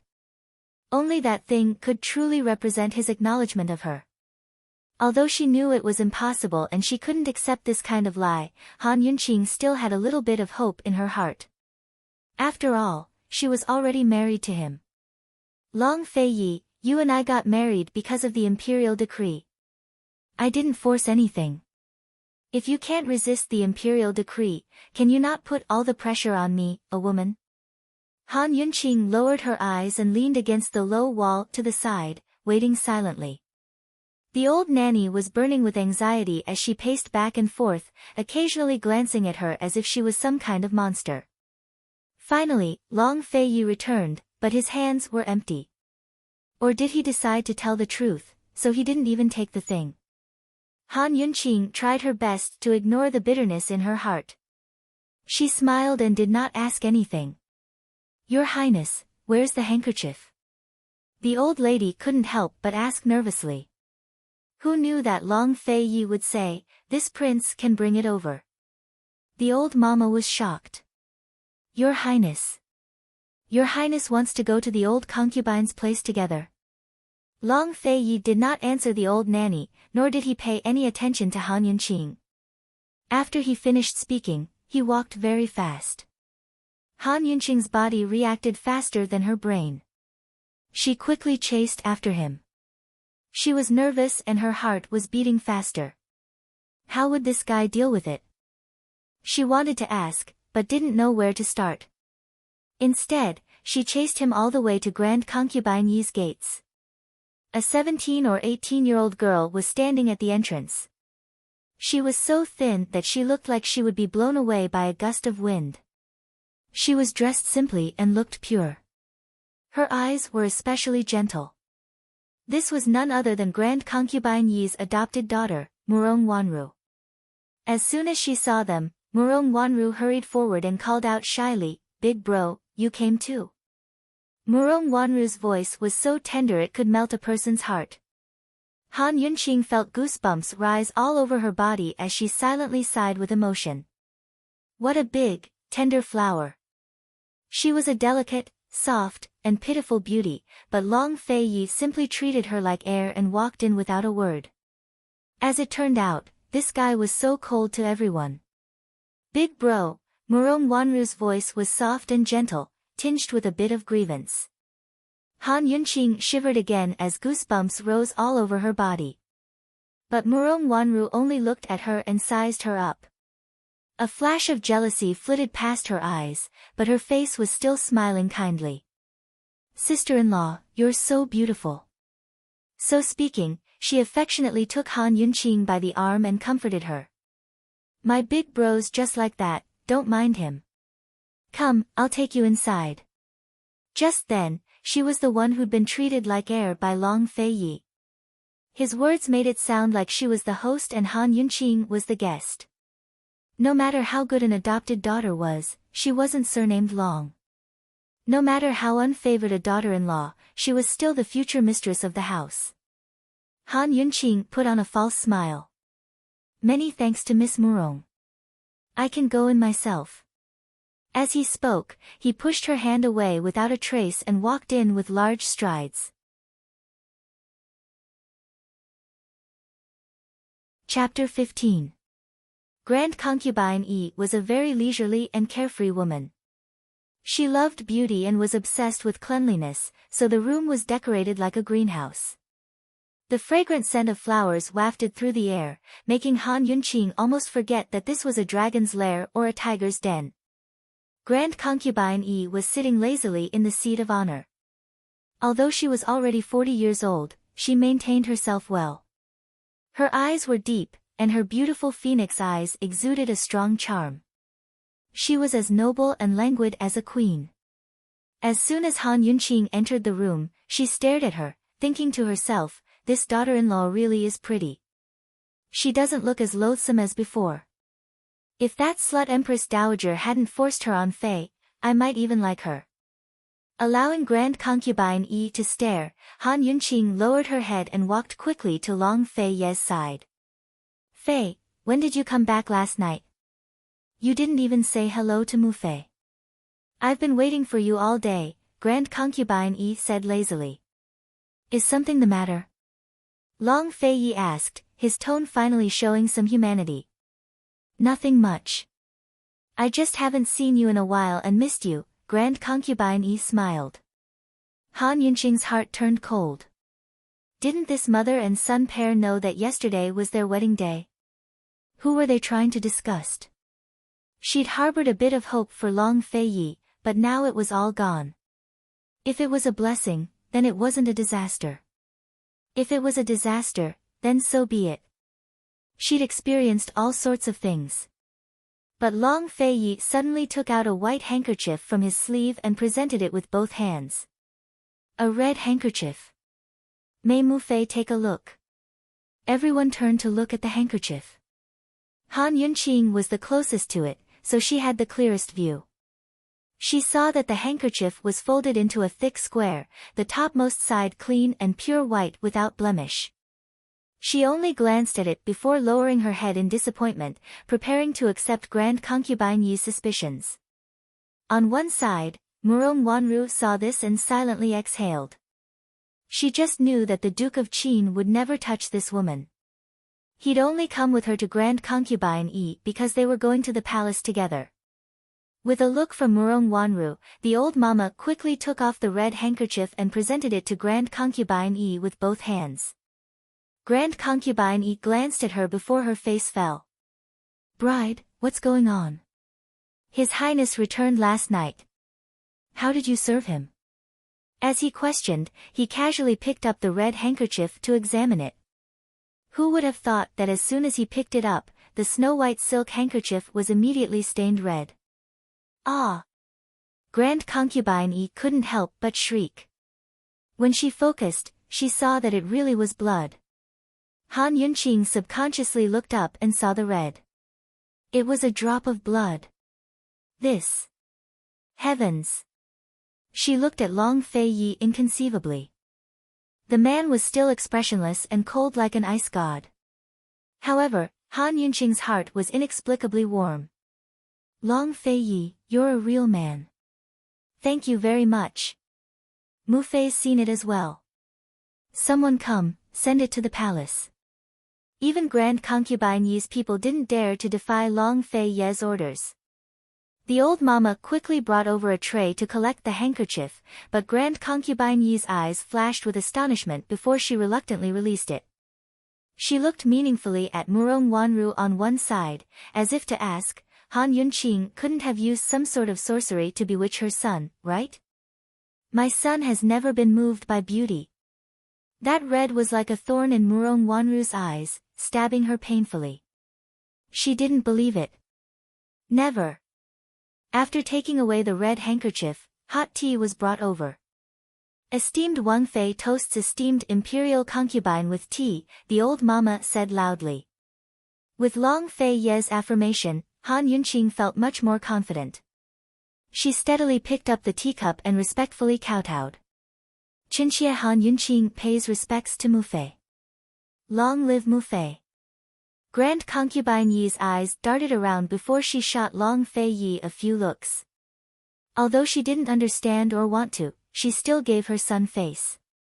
She accepted the tea and drank it in one gulp, then rewarded Han Yunqing with a blue jade hairpin. She personally put it on Han Yunqing's neck and said mildly, I don't have much to tell you. You only need to remember one thing, no matter what you say or do, you can't lose face for me or His Highness. Yes, Qinxie will remember it in her heart, Han Yunqing replied seriously. You may rise, Grand Concubine Yi said. She beckoned Nangong Wanru over. Wanru, you're a junior. Offer your sister-in-law a cup of tea. Yes, Murong Wanru's voice was soft and obedient, always tinged with pity, as if someone had bullied her. She picked up the hot tea and walked step by step towards Han Yunqing, hatred flashing through her eyes. Chapter 16. Sister-in-law, drink some tea. Murong Wanru held the teacup with both hands, her frail body slightly bowed. She was as gentle and well-behaved as a little sister. Doot doot doot, doot doot doot. The detox system's urgent warning had been ringing for a long time, almost enough to make Han Yunqing's head explode. There was poison in this tea. Han Yunqing activated the scanning system and quickly confirmed that the tea contained the lowest level of poison, a laxative. What a delicate flower, Murong Wanru. So she was a white lotus. If she drank laxative now, wouldn't she be looking for a latrine in front of everyone when she went to pay respects at the palace? Wouldn't she lose all face? What a great greeting gift. Very good, this doctor will give you an even bigger one in return. When the tea arrived, Han Yunqing quickly reached out to take it and drank it in one big gulp. She was about to put the teacup back when it slipped and shattered on the ground. What's going on? Grand Concubine Yi shouted. It was very inauspicious for a cup to shatter while serving tea. Murong Wanru quickly comforted her. Mu Fei, it's fine. It's fine if it's broken, it's fine if it's broken. So speaking, she quickly crouched down to pick it up, but Han Yunqing followed suit. I'll do it, I'll do it. Don't get hurt. As soon as she finished speaking, the shard in her hand cut Murong Wanru's finger. Aya, you're bleeding. It's all my fault. Han Yunqing was alarmed as she quickly took Murong Wanru's finger and sucked it in her mouth. Han Yunqing had stolen the show of kindness, so how could Murong Wanru accept it? She quickly struggled free. It's just a small wound, it's nothing. Sister-in-law, don't be like this, I can't take it. How is it a small matter? Someone come, hurry and call a doctor over. What if there's a scar? Grand Concubine Yi wasn't happy. She pulled Murong Wanru to the head seat and looked at her wound with a pained expression. How many times have I said it? Leave these things to the servants. What's there to steal? You got hurt, didn't you? No matter how Han Yunqing looked at Murong Wanru and Grand Concubine Yi, they looked like real mother and daughter. She even felt that there were some similarities between their eyebrows, but she didn't take it to heart. After all, people who'd known each other for a long time would naturally resemble each other. Before Grand Concubine Yi could blame Han Yunqing, Murong Wanru spoke up. Mu Fei, don't blame sister-in-law. I was the one who wasn't careful. Han Yunqing's mouth twitched. How was this a white lotus? This was a poisonous lotus. Murong Wanru's words reminded Grand Concubine Yi. She glared at her and said, You're so careless. You don't have any manners at all. I'll punish you. Unexpectedly, before he could finish his sentence, he heard a loud bang. What was that sound? Everyone was confused. Then, a series of sounds like firecrackers were heard. Bang bang bang, bang bang bang, clap clap clap, what a loud fart. And, very smelly. Ah! Grand Concubine Yi shrieked as she jumped to her feet, covering her nose and distancing herself. Her face was full of disgust. You're talking nonsense. It stinks. It stinks. Hurry and get out. This time, everyone in the room looked at Murong Wanru. Murong Wanru's face flushed red like a monkey's butt. She only realized after farting and instinctively clamped her buttocks together. But no matter how hard she tried, it was to no avail. Mu Fei, she didn't know how to explain herself before her buttocks slipped out of her control. Another series of spluttering sounds filled the air, drowning out the fragrance of flowers. The misophobic Grand Concubine Yi couldn't take it anymore. She was about to throw up as she stomped her feet and shouted, Someone come, take her out. Don't pollute my room. Ah! Murong Wanru gave a short shriek before another series of spluttering sounds came from beneath her. Heavens! How could this be? She clamped her legs together, wanting to cry but having no tears. She didn't even dare to speak. Seeing everyone's disdainful looks, she was so embarrassed that she wanted to find a hole to crawl into. This was so humiliating, especially in front of the Duke of Qin. How was she supposed to face people in the future? Just what was wrong with her? The two maidservants were about to pull him away, but at this time, there was a sudden bang, and he actually defecated. Immediately after, spluttering and spluttering, her pants were soaked. Ah! Ah! Ah! Grand concubine E couldn't take it anymore. She screamed as she ran for her life. The room was filled with a foul stench. With Grand concubine E gone, everyone else followed suit, leaving only Murong Wanru to continue pooping and crying. Why was it like this? So humiliating. How was she supposed to face people in the future? Who could tell her what was going on? She had clearly drugged Han Yunqing, and it wasn't a laxative that took effect immediately. Sitting in a pool of urine and feces, Murong Wanru didn't know whether to get up or stay down. She didn't know what to do. Who could save her? Han Yunqing followed Long Fei Yi out of the room and couldn't help but burst into laughter. When she turned her head, she saw Long Fei Yi staring at her. Cough, cough, she stopped laughing and covered her nose. Your Highness, it stinks. Let's hurry to the palace. You drugged her wound, so that's why it was so fast. Long Fei Yi asked in a low voice. How could that be? Your Highness shouldn't wrongly accuse me. Han Yunqing's eyes curved into crescents as she smiled beautifully. Chapter 17. Before boarding the carriage, Han Yunqing had already taken the antidote. She had brought along some commonly used antidotes and poisons. Today, it seemed that they were very useful. The ancient people were much more skilled at using poisons than the modern people. In the modern era, most poisons were artificially synthesized by artificial intelligence. In the ancient era, any flower or grass could be poisoned. Sitting in the carriage with His Highness Duke of Qin, they headed to the palace. He closed his eyes to rest, but Han Yunqing unconsciously stole glances at him. Looking carefully at this man, his features were even more handsome than last night. Especially when he was quiet, he was like a statue of a god, noble and inviolable. A red handkerchief might not mean much to him, but to her, it was a matter of a lifetime. Although they had made a deal beforehand, Han Yunqing still felt grateful from the bottom of her heart.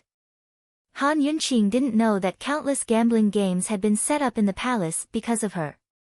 Countless people had lost money, so the number of people she had offended was also innumerable. She originally thought that she would only see the Empress Dowager, but she didn't expect to see a room full of people in the palace of heaven and earth. Although the room was silent, pairs of cold eyes filled with contempt, disdain, contempt, and resentment shot towards Han Yunqing like sharp arrows. Looks couldn't kill, but they could scare people to death. Han Yunqing sighed in her heart. What did she do wrong to be so disliked? The Duke of Qin was the imperial uncle and was the Duke of Qin's legal wife. Han Yunqing was the Empress Dowager's daughter-in-law and the Empress's sister-in-law. Not to mention the emperor's concubines, even the emperor's children had to pay their respects when they saw her. What were these people looking at? This Wang Fei isn't ugly, so I'll let you look your fill. Under everyone's gaze, Han Yunqing wasn't timid at all. She raised her chin high, noble, and elegant as she walked gracefully beside Long Fei Yi. Her beauty that could cause the downfall of nations and her otherworldly temperament seemed to gather all the elegance in the world on her body. She and Long Fei Yi were a perfect match, as if they were a match made in heaven. As they watched, many people's gazes gradually changed, becoming stunned and envious. A confident woman was always the most beautiful. The room was very large, so it took them a while to reach the high seats and see the Empress Dowager. Only then did Han Yunqing realize how young Grand Concubine Yi was. The Empress Dowager was already a white-haired old woman, while the Empress was over 30 years old. The Empress Dowager was amiable and noble, while the Empress was graceful and luxurious. The two women sitting there exuded an aura enough to intimidate the entire imperial harem. This was the unique aura of power and prestige. Aken wishes Imperial Mother good health and Imperial Sister-in-law good fortune. Long Fei Yi saluted and paid his respects. Han Yunqing bowed and said, Chinchia wishes Imperial Mother good health and Imperial Sister-in-law good fortune. As long as the two of you can get well, I will be in good health. Quickly rise. Servants, give her a seat. The Empress Dowager was in a good mood and smiled kindly. As soon as he rose, the concubines on either side of him all stood up and bowed in greeting. May your Highness Duke of Qin be at ease and Qin Wangfei be blessed. The importance of a man was reflected now. A wife's status depended on her husband, right? Han Yunqing was about to sit down when the Empress Dowager said, Yunxi, hurry and come here. Let me take a good look at you. Han Yunqing finally remembered this familiarity. Back then, her mother had saved the Empress Dowager's life, which was why she was betrothed to Long Fei Yi. But, old Granny Empress Dowager, is it appropriate for you to betroth your benefactor's daughter to your enemy's son? Who doesn't know that you and Grand Concubine Yi fought fiercely in the past? Now you want to destroy the Han family because they can't cure the Crown Prince's illness. Repaying kindness with enmity to this extent is already the worst of the worst. Why be so hypocritical? Han Yunqing didn't get too close, but the Empress Dowager pulled her to sit next to her. She looked left and right with delight as she sighed with emotion. TSK TSK TSK, look at how fresh she looks. How is such a beautiful person ugly? Which evil creature said she was ugly? If they find out, I won't let them off easily. When we met when you were young, there seems to be a scar here, right? The Empress asked thoughtfully. Is that so? How come I don't remember? Moreover, a woman changes 18 times between childhood and womanhood. Her mother was a devastatingly beautiful woman. Otherwise, would I have betrothed her to our Duke of Qin before she was even born? The Empress Dowager said seriously. The Empress tactfully shut her mouth. The Empress Dowager looked towards Long Fei Yi. Duke of Qin, I didn't cheat you, did I? Why did I betroth such a beauty to you? I heard you didn't kick the sedan chair door yesterday. Is that true? Han Yunqing suddenly realized that Long Fei Yi seemed to be in trouble after visiting the palace.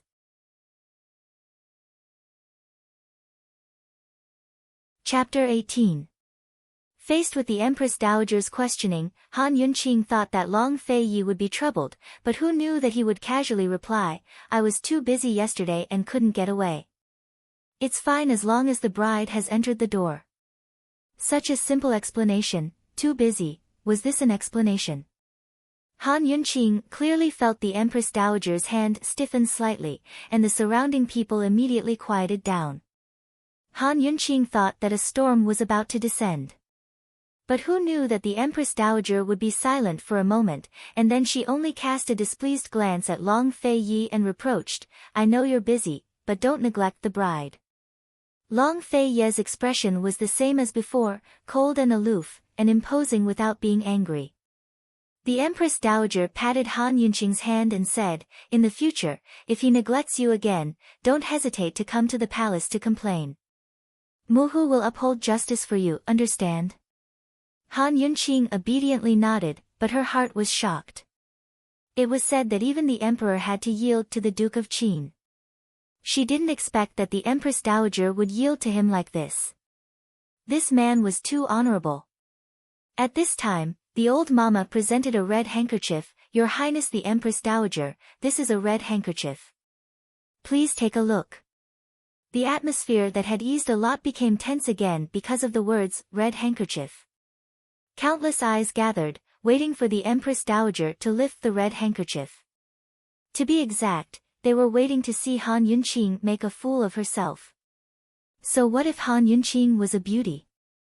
She was forced to marry the Duke of Qin by the Empress Dowager, and it was the Emperor who forced the Duke of Qin to marry her. The Duke of Qin bringing the bride to pay respects this morning was already giving the Emperor and Empress Dowager a lot of face. Most likely, Han Yunqing didn't even get to sleep on the bed last night during the wedding night. The people sitting in the front deliberately leaned forward, and the people in the back simply stood up. They were all waiting to rejoice in her misfortune. Some people even made bets in low voices. Would Han Yunqing admit that she wasn't a virgin, or would she admit in public that the Duke of Qin didn't favor her? Thinking about the good show that was about to unfold, everyone was extremely excited. The Empress Dowager was not in a hurry to check the white handkerchief. She affectionately held Han Yunqing's hand and said in a low voice, "You're still shy. You'll be an adult in the future. You have to work harder to have children for the Prince of Qin." "That's right, that's the most important thing. Imperial concubine Yun, I don't think there is any need to investigate. Our mansion is as clean as ice and as clean as jade. It can't be wrong." Imperial concubine Yun, who had always been bold, said. "The Han family is a great world. Their upbringing is strict. Nothing will happen to them." That's right, that's right. Look at how bashful the bride is. I think we should remove the red handkerchief. How could His Highness Duke of Qin be wrong?" Several concubines persuaded one after another. They seemed to be kind, but their words were full of hidden needles. They held Han Yunqing high and waited for her to fall to her death. Han Yunqing lowered her head and looked down, thinking that the women in the imperial harem were really boring. The Empress Dowager looked around and said with a smile, "Needless to say, I know there is a red handkerchief. This inspection is an ancestral management. It can't be avoided." She smiled very lovingly and happily. She casually picked up the red handkerchief in front of everyone. For a moment, all eyes were focused on it. Red. A touch of bright red. Ah! Someone below screamed. Suddenly, the whole place was in an uproar. No one could control their shock. How could it be? Did the Prince of Qin sleep with this woman last night? He was the most honorable Prince of Qin. He was the Prince of Qin who had never been close to women. He was a man who was like a god in everyone's mind. Han Yunqing was nothing. Those concubines who had spoken just now were speechless. They couldn't believe it and felt like slapping their own mouths. Today, they were waiting to see Han Yunqing make a fool of herself. They were waiting to see how the Empress Dowager would deal with the Han family. The Han family, which was a medical family, had been unable to cure the Crown Prince's illness for many years. The Empress Dowager had long forgotten the kindness of the past and was ready to destroy the Han family. Unexpectedly, Han Yunqing really became the Prince of Qin's woman.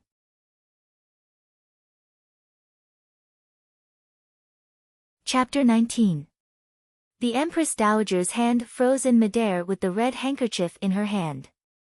Her other hand was still holding Han Yunqing's hand, but it was frighteningly cold. This time, it was Han Yunqing's turn to rejoice in her misfortune. Han Yunqing looked at the red handkerchief and felt joy in her heart. She secretly glanced at Long Fei Yi. At this time, Long Fei Yi's deep gaze also happened to look at her. She didn't know why, but Han Yunqing's heart inexplicably froze. She immediately withdrew her gaze, but her ears actually felt a bit hot. In the silence of the room, Long Fei Yi stood up. "Muhu, Ken still has an urgent matter and will leave first. I'll come visit another day." The greetings and inspection of the red handkerchief were over, so of course he had to leave. It was already annoying to face one woman, let alone a group of women. Seeing him leave, Han Yunqing wanted to stand up, but the Empress Dowager didn't make a sound. She suddenly tightened her grip, the strength almost crushing her bones. So painful. Who knew that at this time, Long Fei Yi would turn around and look, his handsome brows slightly knitted. "Han Yunqing, you're still not leaving." Woo-woo, she thought he was going to abandon her. It was too scary. Han Yunqing immediately used all her strength to break free from the Empress Dowager's hand. "Muhu, we still have an urgent matter and will leave first. We'll come pay respects another day." As she spoke, she slipped to Long Fei Yi's side, afraid that the Empress Dowager would drag her back. If she was left alone in this kind of place, it would be strange if she wasn't eaten until not even her bones were left. The Empress Dowager gently threw down the red handkerchief and piled on a kind smile, "Then hurry and go. Don't delay." Long Fei Yi didn't turn around. When Han Yunqing saw this, her courage grew. She treated the Empress Dowager's words as wind in one ear and ignored them. She eagerly followed behind Long Fei Yi and walked out the door without looking back. Qin Wang was the most honorable, he was different. As Qin Wang Fei, no matter what, she couldn't lose face for him. Thinking of this, Han Yunqing's back straightened even more. She thought, following this guy, it was really great. Han Yunqing was happy. As soon as they walked far away, the Empress Dowager angrily swept the teacup to the floor. This Han Yunqing, good. Both rounds of greetings went smoothly and happily, leaving Han Yunqing in a good mood. Her impression of Long Fei had improved as well. The Empress Dowager's mouth, the Empress Dowager, you can tell me the prescription for the antidote, right? Prescription for the antidote. Immersed in her joy, Han Yunqing finally realized that today's smoothness and happiness had been nothing more than a business transaction. He'd helped her solve her problem, so she had to help him get rid of the remaining poison in his body. How was Dowager seeing the coldness in Long Fei Ye's eyes? Han Yunqing silently sighed with emotion. As expected, one shouldn't be bewitched by a man's charms. Just 3 ingredients, violet summer, violet autumn, and violet winter. The more, the better. After you find them, come find me to make them. Remember, you only have 10 days. After that, there's a chance the poison will act up, Han Yunqing said frankly. Long Fei Yi only nodded before backing out of the carriage. Wasn't he coming back with her? Hey! Han Yunqing chased after him, but he was nowhere to be seen. Only the driver was there. Han Yunqing shrugged her shoulders and told the driver, let's go back. Han Yunqing reclined lazily in the carriage, watching the bustling streets of the capital city through the half-closed window. She was thinking that since Long Fei Yi had already acknowledged her, she shouldn't be too sad at the Duke of Qin's estate. As long as Grand Concubine Yi didn't get hold of any evidence against her, she couldn't do anything to her. It'd be best if she could live in peace. As long as they didn't cause her any trouble, she was happy to be a Wang Fei in name only. She definitely wouldn't cause them any trouble. She had her own things to do, too. Her research on traditional Chinese medicine antidotes had been restricted in modern times. Many of the prescriptions and medicinal herbs had already gone extinct. In ancient times, there were plenty of good things for her to research and expand her detox system's reserves. Han Yunqing was an optimistic person by nature. Thinking of this, she suddenly felt that life was quite beautiful.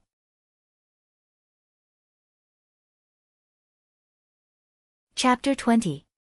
The carriage turned into an alley and soon stopped. The driver cried out in alarm, "Esteemed Wang Fei, there's trouble.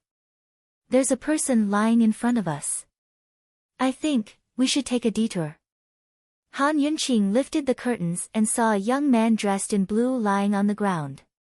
She couldn't see his face, but he was trying his best to reach out a hand towards them as if asking for help. Her instincts and sensitivity as a doctor made her immediately jump off the carriage. As a doctor, she understood better than anyone else that life and death could be decided with a single thought. The driver wanted to stop her, but couldn't. "Esteemed Wang Fei, mind your own business." "What if it's a bad guy?" the driver shouted. "Esteemed Wang Fei, today's the 2nd day of the wedding. Grand Concubine Yi must still be waiting for you. Why don't we?" Unfortunately, the driver was too late. As soon as the blue-robed man drew near, Han Yunqing's mind rang with alarms. There was poison, and highly toxic at that. Han Yunqing immediately flipped the man over. She didn't expect him to be a handsome, clean, cultured, and refined gentleman. Save, the man's face was ghastly white, his lips turning purple. Before he could speak, his vision turned black and he fainted. The driver hurried over and was alarmed at the sight of the man. He blurted out, "Esteemed Wang Fei, this is General Mu's young general, Mu Qingguo." Mu Qingguo. Han Yunqing knew this man. He was Tianing country's most valiant and battle-hardened young general and great General Mu's only successor. He was also the one who dared to speak his mind in court. He was both brave and astute, serious and calm, upright and plain-spoken. Legend had it that he'd led his father into battle 3 times and defeated Northern Li country 3 times. He was both feared and worshipped by Northern Li's generals as a god of war. How could such an outstanding man be poisoned and unconscious here? Han Yunqing couldn't care less. She immediately activated her detox system and tried to save him, but she quickly grew depressed. This man's poison was similar to Long Fei Ye's snake venom. Her detox system only had records of it, but no antidote. Han Yunqing despised her detox system to death. Could someone help her upgrade it?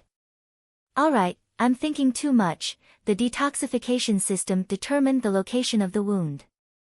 It was in the abdomen. The poison was very deep and had to be treated immediately. The longer it was delayed, the harder it would be to completely detoxify the poison. Han Yunqing didn't think too much about it as she tore off Mu Qingwu's clothes. When the coachman saw this, he was shocked. Esteemed Wang Fei, you, what are you doing? Shut up. Turn around and guard. Don't let anyone come near, Han Yunqing said coldly. Her phoenix eyes flashed with ferocity, and she didn't allow anyone to disobey her. After peeling off Mu Qingwu's shirt, Han Yunqing did not find any wound on his abdomen. However, the detoxification system scan would not be wrong. Han Yunqing scanned it again, but it was still on the abdomen. She examined it carefully while pressing her abdomen. Soon, she was shocked. It was actually a poisonous needle that had been shot very deep into her abdomen. It was very likely that it had touched her internal organs. To be able to use poison needles like this, not only was he a ruthless person, but he must also be a poison expert. It seemed like Mu Qingwu had been plotted against. Once the poison seeped into the internal organs, it would spread throughout the 5 viscera and 6 bowels. At first, the person would only have a high fever, but no illness could be found. When the 5 viscera and 6 bowels began to fester, even the gods in the heavens would be powerless to reverse the situation. She had to quickly remove the poison needle before the poison seeped into the internal organs. Han Yunqing's technique was strange as she pressed on Mu Qingwu's abdomen several times, but it didn't seem to have any effect. She made a prompt decision and took out a small dagger. After finding the right position, she pressed the blade against Mu Qingwu's abdomen. But who would have thought that at this time, a group of soldiers would rush in from the alley and surround them. The leader was Mu Qingwu's personal bodyguard, Li Changfeng. When he saw the dagger in Han Yunqing's hand, he rushed over and kicked her aside without any explanation. You dare to murder the young general? Men, capture her.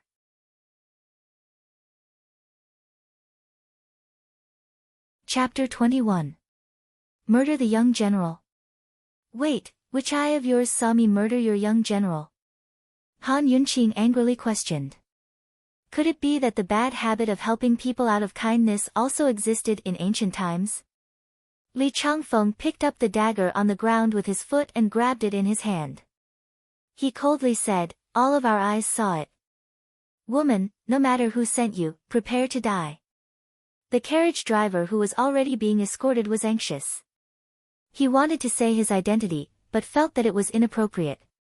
He quickly explained, it's a misunderstanding. A misunderstanding. We just passed by here and saw the young general lying here. My master kindly saved him. He didn't have any evil intentions. The real murderer has already escaped. Li Changfeng raised his eyebrows and scrutinized Han Yunqing. He coldly snorted, you kindly saved him. Why did you use a dagger? Who are you trying to fool? Someone come, arrest this woman. I used a dagger to save him. He was poisoned by a needle very deeply. If you don't remove it in time, the consequences are not something that a bodyguard like you can bear. Han Yunqing's tone was serious, intimidating everyone present. Li Changfeng inexplicably hesitated. 4 hours ago, the young general chased a spy all the way to the vicinity and then disappeared. No one knew what happened. Looking at the dagger in his hand, Li Changfeng didn't dare to take the risk. He really couldn't bear the consequences. Enough nonsense. Someone come, escort her back to the general's estate. If there's any misunderstanding, tell it to the Grand General. Li Changfeng picked up Mu Qinggu and hurriedly left. You'll regret it. Han Yunqing shouted. That damn thing. Mu Qinggu was poisoned and he still dared to touch him. This would only accelerate the spread of the poison in his internal organs. She would go to the general's estate. She wasn't afraid of them. She didn't do anything wrong and was magnanimous. Could it be that the dignified general's estate could beat her into a confession? However, when she arrived at the general's estate, Han Yunqing found that she had overestimated the Mu family. The Mu family were all soldiers. They were all rude and unreasonable people who didn't use words. Mu Qinggu was sent back to his room and the imperial physician who had rushed over hurriedly followed him in. Han Yunqing and the coachman were thrown to the center of the hall. General Mu had thick eyebrows, big eyes, and a big beard. He raised his eyebrows and glared fiercely at Han Yunqing. He held a long whip in his hand and pointed it at Han Yunqing. Speak, who sent you here? Who sent her? Did she look like an assassin or a spy?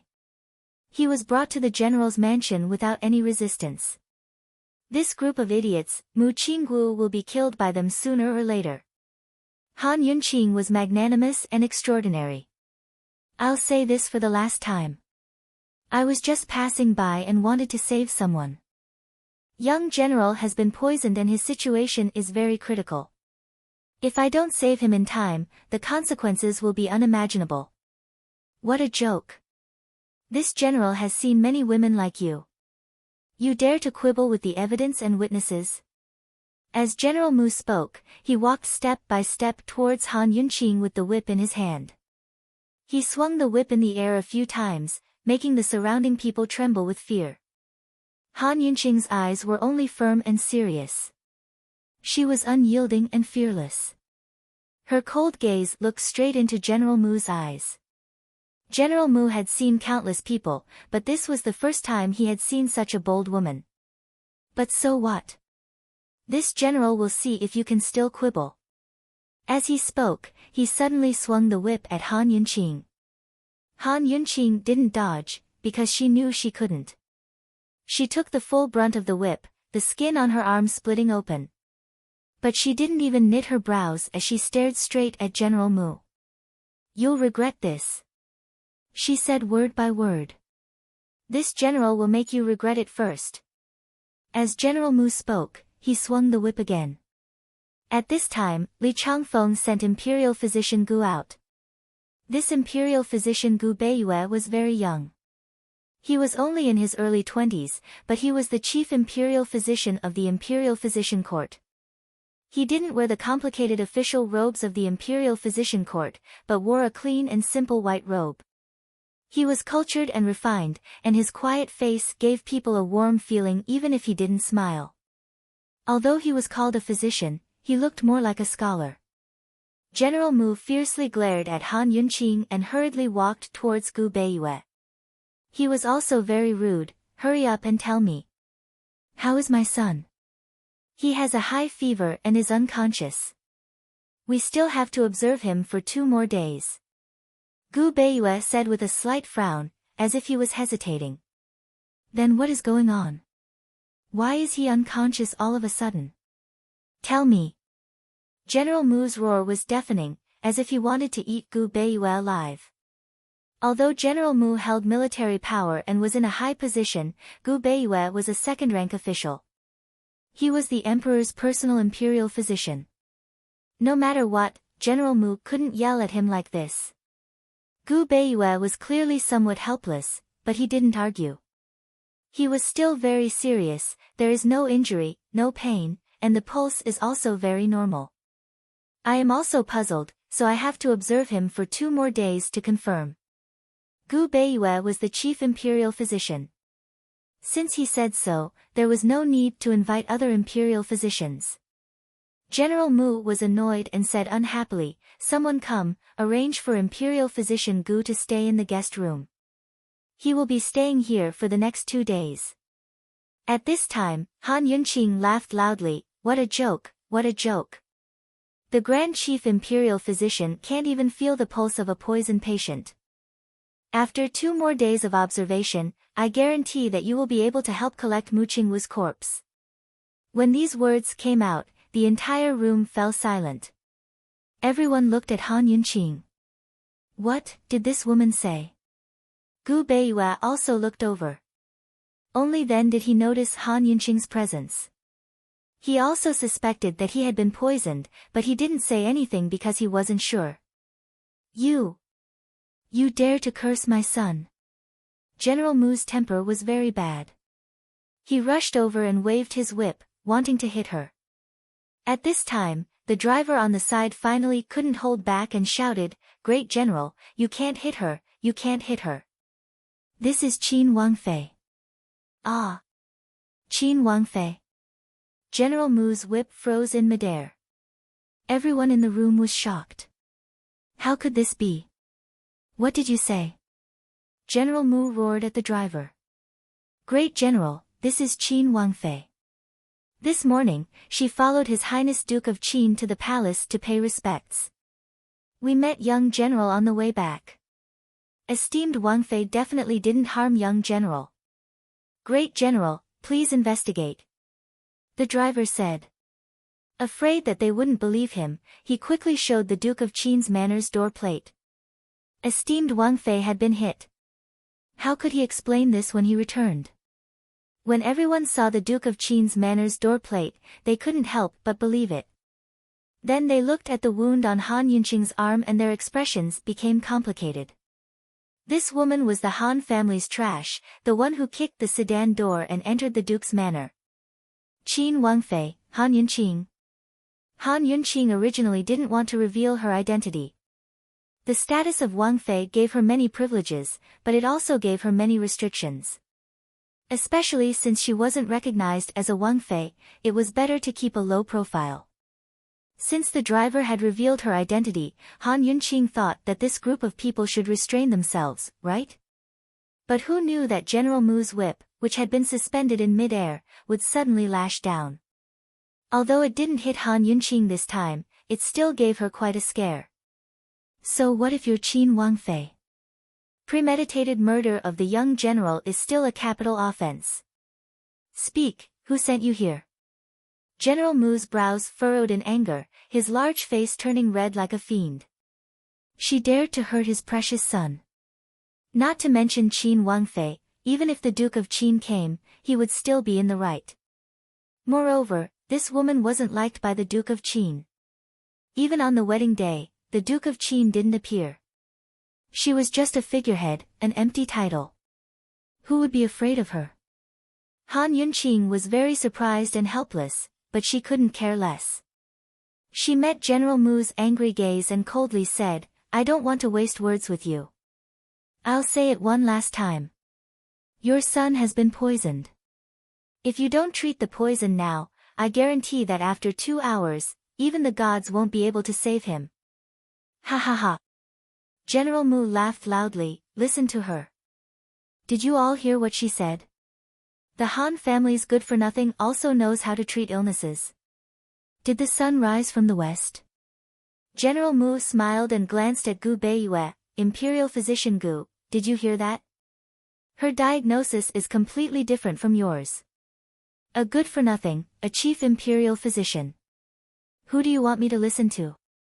These words were full of sarcasm, causing everyone in the room to burst into laughter. Gu Beiyue looked at Han Yunqing, but didn't laugh. His brows were slightly furrowed, as if he was thinking about something.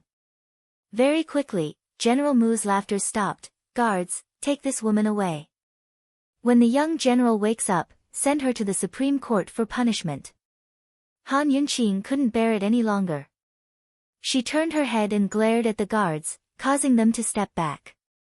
Arguing with this group of people was simply wasting Mu Qingwu's life. She glared fiercely at General Mu, then simply sat down at the side and said coldly, Imperial Physician Gu, go and check the Xianling and Mingyu acupoints 2 inches above the young general's navel. Use a silver needle to test for poison. Whether I'm lying or not, we'll know very soon.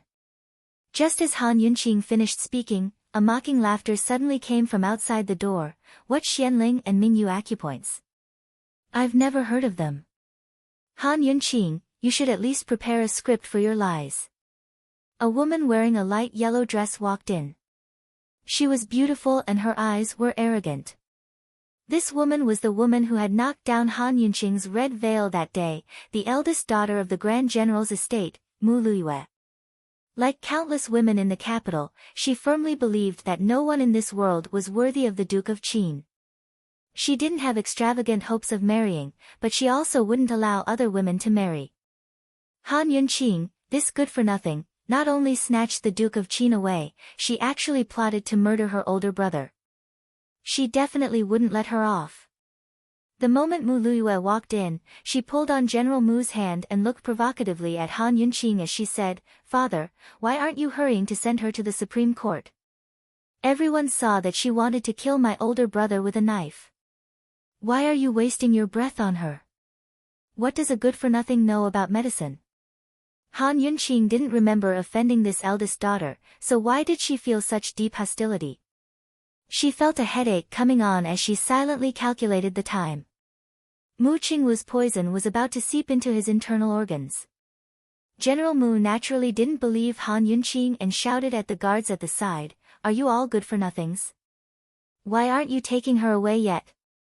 But at this time, Gu Beiyue suddenly said, Wait. Gu Beiyue knew about the Xianling and Mingyu acupoints. These 2 acupoints weren't normal acupoints. If one wasn't an expert, they wouldn't have heard of these 2 names, let alone know their specific locations. 2 inches above the abdomen, Han Yunqing had accurately identified them. Moreover, these 2 acupoints were very sensitive to the poison in the internal organs, so it was the best place to test for poison. Han Yunqing actually knew about them, so this was enough to prove that she wasn't a good-for-nothing. Her words weren't trustworthy. Gu Beiyue had originally wondered if Mu Qingwu had been poisoned. Detoxification was his weakness, so he didn't dare to make a diagnosis or speak carelessly. Now it seemed that believing Han Yunqing this time wasn't a bad idea. General Mu, the Princess Consort's words are reasonable. I'll immediately go and test it out. Gu Beiyue anxiously said. Mu Luiyue immediately fiercely pulled back Gu Beiyue, Dr. Gu, you're not allowed to go. Who doesn't know that she is the Han family's good-for-nothing? What does she know about acupoints and poisons? What a joke. Young miss, a person's life is more important than anything. If he really is poisoned, then time is of the essence. Please don't cause trouble. Gu Beiyue seriously said.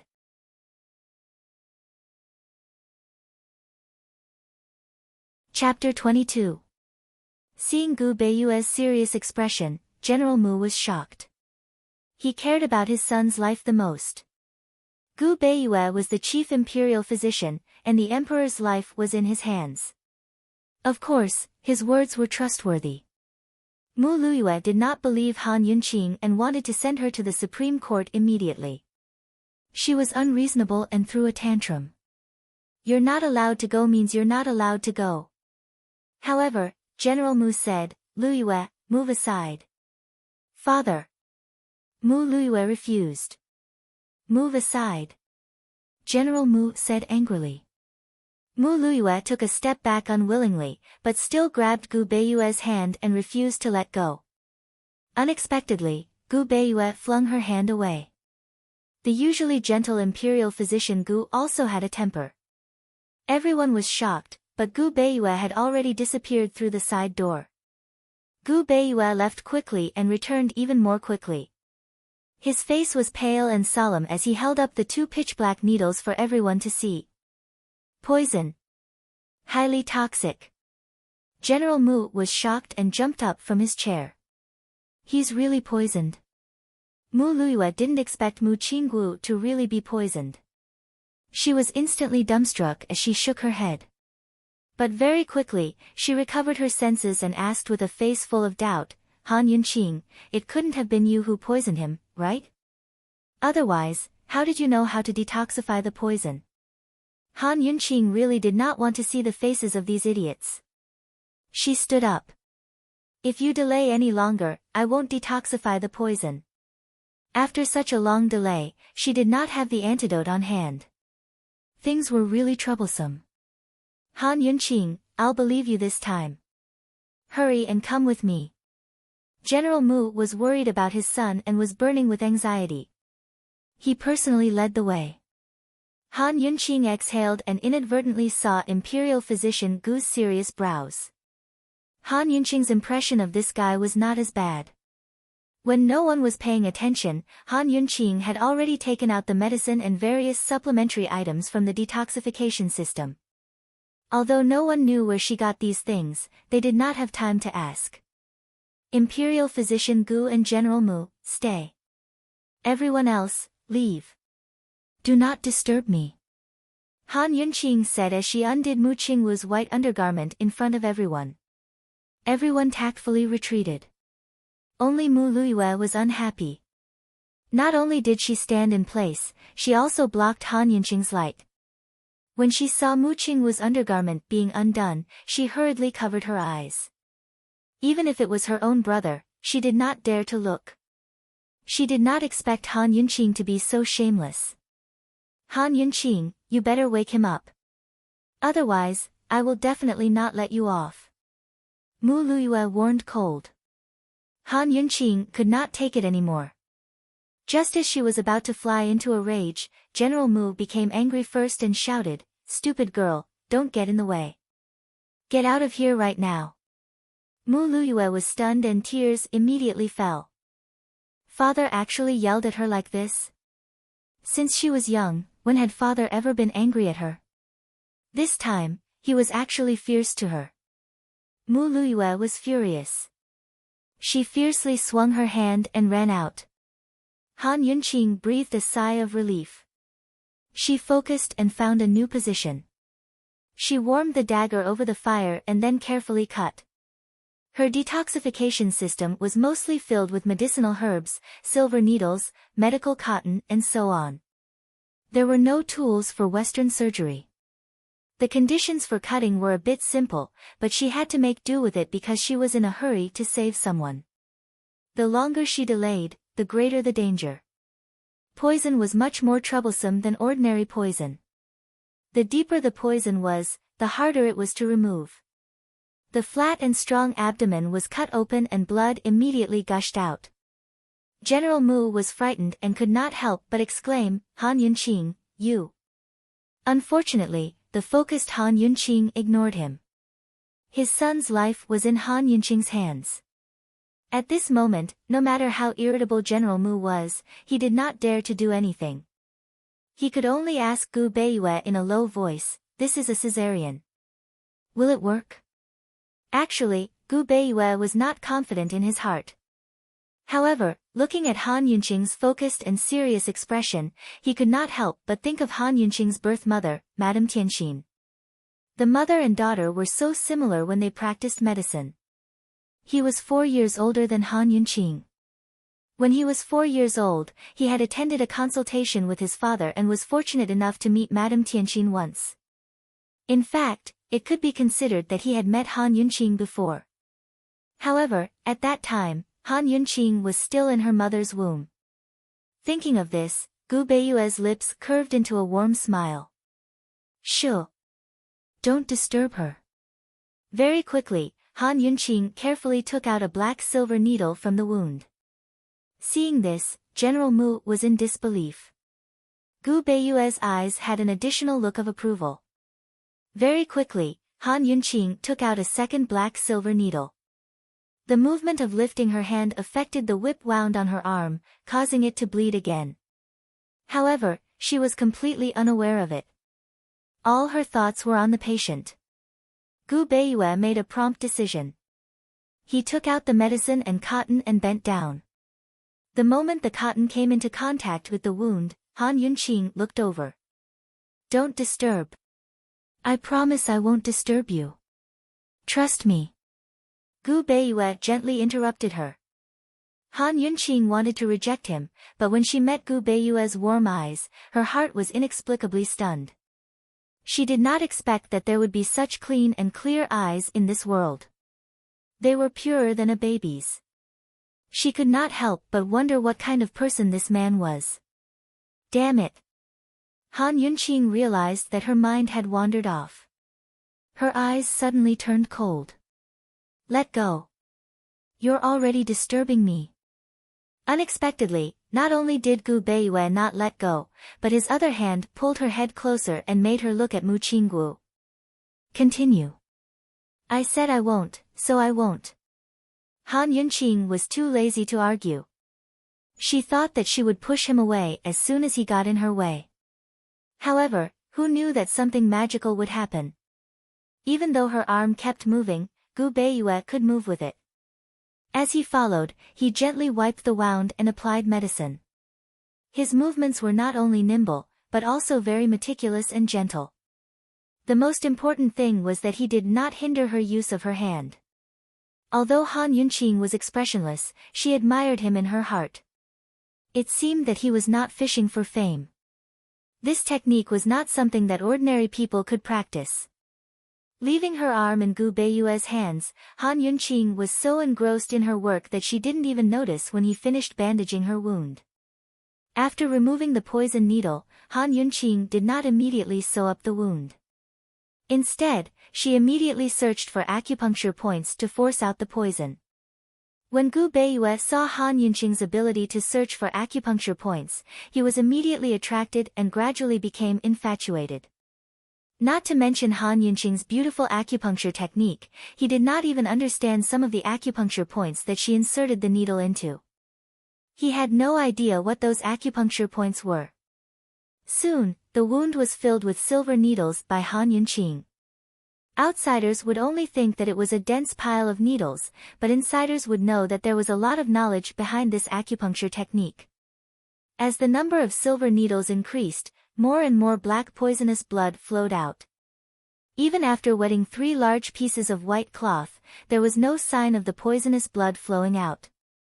Han Yunqing put away the silver needles and took out some herbs to insert into the wound. Esteemed Wang Fei, isn't the poisoned blood still in the system? Gu Beiyue asked out of the blue. Actually, he hadn't seen enough of Han Yunqing's acupuncture skills yet. Han Yunqing ignored his question as usual and continued with her work. She did not have any tools to sew up the wound, so she could only use the great herbs. It was a good thing that the wound was not too deep. Layer after layer of herbs were inserted into the wound. There were anti-inflammatory, poison-suppressing, blood-stopping, and flesh-binding. Finally, a white gauze was wrapped around the wound. After taking care of the wound, Han Yunqing finally let out a sigh of relief. She wiped away the sweat on her forehead and then answered Gu Beiyue's question. If the blood continues to flow like this, even if he doesn't die from the poison, he will still die from blood loss. This is the most basic common sense, don't you understand? Gu Beiyue's face turned red, but then he smiled faintly and did not explain anything.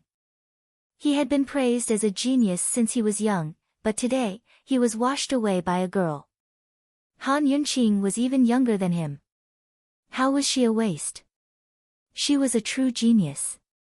General Mu was unhappy and asked coldly, if you do this, what will happen to the poison in your body? Fortunately, I made it in time and it did not affect his internal organs. I used medicine to control it. He cannot bleed anymore. For the next few days, you must not let him move. Otherwise, it will be very troublesome if it affects the wound. As Han Yunqing spoke, she wrote down a prescription and handed it to Gu Beiyue. Can you get these herbs? These herbs were not as rare as the ones written for the Qin Emperor. She remembered that the ancient books introduced these herbs as common herbs in ancient times. Sure enough, Gu Beiyue took a look and said, yes, I can. You can buy these herbs from the shops. The White Cassia Palace has them. Esteemed Wang Fei, please wait a moment. I'll have someone go get them. Han Yunqing's prescription was not for expelling the poison, but for neutralizing it. Mu Qinggu could no longer bleed, so he could only take medicine to neutralize the poison in his body. This method would take longer to take effect, but it was the only way. Han Yunqing would not wait here. If she did not return to the Duke of Qin's estate now, it would be hard to explain herself to Grand Concubine Yi. I'm not waiting anymore. Get the herbs and make a batch of 3 tails. Decoct the head and tail of the herbs once. Take it on an empty stomach in the morning and night. Take 10 batches in a row, Han Yunqing instructed seriously. The head imperial physician, Gu Beiyue, instantly turned into a little medicine boy. A faint smile rose on his lips without him noticing. But General Mu was not having it. He cried out in alarm, Han Yunqing, what did you say? You're not waiting anymore. Han Yunqing's ears were about to go deaf. She turned around and said patiently, General Mu, the poison has already been neutralized. The remnants of the poison in his body won't affect him much. I promise you that the young general will wake up as soon as his fever completely subsides. The earliest is tomorrow morning, the latest by tomorrow night. This general doesn't care so much. In any case, you're still a suspect before Qinggu wakes up. You're not allowed to go anywhere. General Mu was both domineering and barbaric. Han Yunqing sucked in a cold breath. General Mu, Grand Concubine Yi is waiting for me to go back and ask questions. Since you want me to stay, I'll have to trouble you to send someone to the Duke of Qin's estate to give Grand Concubine Yi a message and explain everything that happened today. I think Grand Concubine Yi will know whether I was trying to save him out of the goodness of my heart or murder him. Although Han Yunqing disliked Grand Concubine Yi very much, she didn't mind using the old woman to keep up appearances when necessary. She'd already saved Mu Qinggu and was certain that he'd wake up soon. If General Mu went to the Duke of Qin's estate and Mu Qinggu woke up, it'd be hard for him and Grand Concubine Yi to talk. Although she wasn't a favored daughter-in-law, Grand Concubine Yi had already said that she would represent the Duke of Qin's estate in the future. She couldn't lose face for them. Han Yunqing was certain that General Mu wouldn't be able to get anything out of it if things got to Grand Concubine Yi's ears. General Mu might be barbaric, but he wasn't brainless. He was very clear that Grand Concubine Yi was even harder to deal with than the Empress Dowager. He didn't have enough evidence in his hands right now, so he didn't have the upper hand. After some hesitation, General Mu said, forget it, I'll trust you this time. Han Yunqing exhaled before personally opening the door. But Mu Luyue was looking at her with a face full of resentment. My big brother woke up. Mu Luyue asked doubtfully. Han Yunqing didn't even want to look at a woman who pestered her endlessly. She was too lazy to speak, so she walked around Mu Luyue and completely ignored her. Han Yunqing, stop right there. Mu Luyue was furious.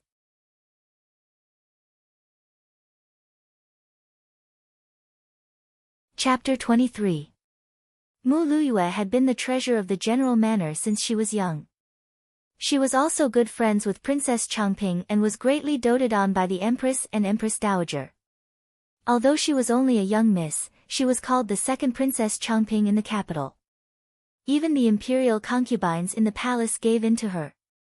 Han Yunqing, what kind of thing was she? She was only a Qin Wangfei in name and couldn't even compare to a servant girl in the Duke of Qin's manor. Did she really think she was someone important? Did she really think she could stop just because she was told to? Han Yunqing turned a deaf ear. Mu Luyue was angry. She quickly chased after Han Yunqing and grabbed her. She didn't know if she did it on purpose or not, but her long fingernails pierced into Han Yunqing's flesh. It was very painful. You woke up my older brother? Mu Luyue arrogantly asked. General Mu came out and saw the situation. He coldly said, Luyue, let her go. Your older brother will wake up soon. So you're saying he hasn't woken up yet? Mu Luyue was in disbelief. Father, do you really believe her? Han Yunqing was in pain from being pulled. She glanced over with a pair of frightening phoenix eyes. Let go. No, before my older brother wakes up, she can't leave. Mu Luiyue refused to let go. Who would have thought that Han Yunqing would reach out and pinch the acupuncture point on her wrist, immediately making her hand weak. Han Yunqing angrily flung her hand away and coldly said, "You don't have the qualifications to restrict this Wang Fei's freedom." After saying this, she left without looking back. Mu Luiyue was thrown to the ground. She angrily climbed up to chase after her, but General Mu stopped her. Enough. She wouldn't dare to lie. Mu Luiyue was unwilling to accept this. She was unwilling to let Han Yunqing leave before her brother woke up. She was even more unwilling to accept Han Yunqing's attitude as Qin Wangfei. She chased after her and shouted, "Han Yunqing, I'm warning you. If my brother doesn't wake up, I definitely won't let you off. Princess Changping won't let you off either." Princess Changping. This princess was the apple of the Empress and Empress Dowager's eyes. Her temper was 100 times more spoiled than Mu Yoyue's. Since she was young, she stuck to Mu Qingwu every day. In a sense, she could be considered as Mu Qingwu's childhood sweetheart. Everyone inside and outside the imperial family knew that she would only marry Mu Qingwu. It was a pity that the Empress Dowager and the Emperor had different opinions on her marriage, so she had not been married yet. If she found out that something had happened to Mu Qingwu, heaven knows what would happen. Han Yunqing naturally heard Mu Yoyue's warning, but she didn't take it to heart. She didn't care about Princess Changping or Princess Changping. She'd never failed in her medical career. Moreover, the detox system wouldn't make a mistake. Just then, she'd checked Mu Qingwu's body again and confirmed that the poison in his body had dropped to the point where it wouldn't affect his health. Moreover, his body temperature had started to drop, so he should wake up soon. As long as Mu Qingwu woke up, she could prove that she didn't intend to kill him. Even the Emperor of Heaven wouldn't be able to do anything to her. Walking out of the general's estate, Han Yunqing exhaled a long breath. At last, she'd taken care of this troublesome issue. On the way back, Han Yunqing took care of the whip wound again. She bandaged it a little smaller and used a handkerchief to cover the gash on her arm. She was supposed to see Grand Concubine Yi and tell her about the situation in the palace, but as soon as she reached the gates, she was told that Grand Concubine Yi had gone to a courtyard in the western suburbs to stay for a few days before coming back. Could it be that she disliked the fact that Murong Wanru had dirtied the room? Thinking up to here, Han Yunqing couldn't help but burst into laughter. Perfect. Without Grand Concubine Yi at the estate, her days would be better. A new broom sweeps clean. A new mother-in-law was even harder to deal with than a new official. Han Yunqing admitted that she wasn't a good daughter-in-law and wished that the old woman would never come back. Murong Wanru happened to see Han Yunqing laughing as soon as she stepped out the door. She was so angry that she almost exploded. After this woman and the Duke of Qin left, Grand Concubine Yi left in a hurry as well. Before she left, she told the steward to change out everything in the room and redecorate it. Just how much did she dislike her? She sat in a pool of urine and feces, yelling until her throat was hoarse, but no one came to help her. In the end, she slipped out of the room with her tail between her legs and ran all the way back to her room. Everyone in the Duke of Qin's estate knew about her public diarrhea. Although they didn't dare to laugh in her face, Murong Wanru knew that the entire estate must be laughing up their sleeves. So angry, so angry. Murong Wanru wanted to cry as soon as she thought of it, but when she saw Han Yunqing, she was even angrier. How could she have known that Han Yunqing's poison skills were so good? She thought that she must have mixed up the wrong medicine. In any case, it was all because of this woman. Seeing Han Yunqing look over, Murong Wanru hid her temper. Mu Fei went to the side courtyard to recuperate. It'll be a few days before she comes back. If sister-in-law misses Mu Fei, I can take you there anytime. Also, if sister-in-law wants to eat anything in the future, you can tell me. I'll tell the kitchens to make it. Why would she need her to take her there? If she wanted to eat, wouldn't she tell them herself? Han Yunqing put on a false smile. Why did this woman always act like she was the master of the house every time she spoke to her? She made it seem like her new daughter-in-law was a guest. Murong Wanru walked down. Sister-in-law, where's my brother? Her possessive tone made it seem like Long Feiyi belonged to her and had nothing to do with Han Yunqing. He didn't come back with me. I don't know where he went. Facing someone she didn't like, Han Yunqing didn't want to say anything more and strode toward the main courtyard. Murong Wanru quickly followed and affectionately took Han Yunqing's hand. Sister-in-law, last night, my brother and you really. Han Yunqing stopped and shook off her hand. Raising her eyebrows, she asked, really? Fake? You have a problem with that? Murong Wanru looked shocked and hurriedly pulled Han Yunqing's hand to ask, Sister-in-law, what are you talking about? Did you misunderstand something about me? Although my brother didn't marry you willingly, you're still a part of his family. I know my brother's personality best. I'm asking because I'm concerned about you. If he neglected you, tell me, and I'll make the decision for you. Pretending. She could pretend like this when no one was around. She really was a white lotus. I'm just joking. Why are you so nervous? Han Yunqing asked jokingly. Sister-in-law, you can't make this kind of joke casually. You scared me. I can't be happier for you too. I'm just looking forward to you giving birth to a chubby little boy for my brother soon, Murong Wanru hurriedly explained. Is that so? Ha, I'm also looking forward to you quickly finding a good husband and getting married and having children. Since you're so concerned about me, I'll also worry about your marriage for you. Han Yunqing smiled and hit Murong Wanru's Achilles heel with one sentence. Seeing the stiffness in Murong Wanru's eyes, she was in a good mood. Don't worry. When your brother comes back, I'll discuss it with him. An older brother was like a father. Long Feiyi really did have this power. Sister-in-law, I'm actually... Murong Wanru was about to explain when Han Yunqing stopped her. Alright, I'm tired. You can go about your business.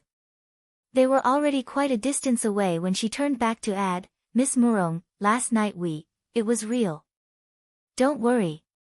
Murong Wanru abruptly stopped and finally couldn't hold back. Her delicate and pitiful little face became ferocious and terrifying.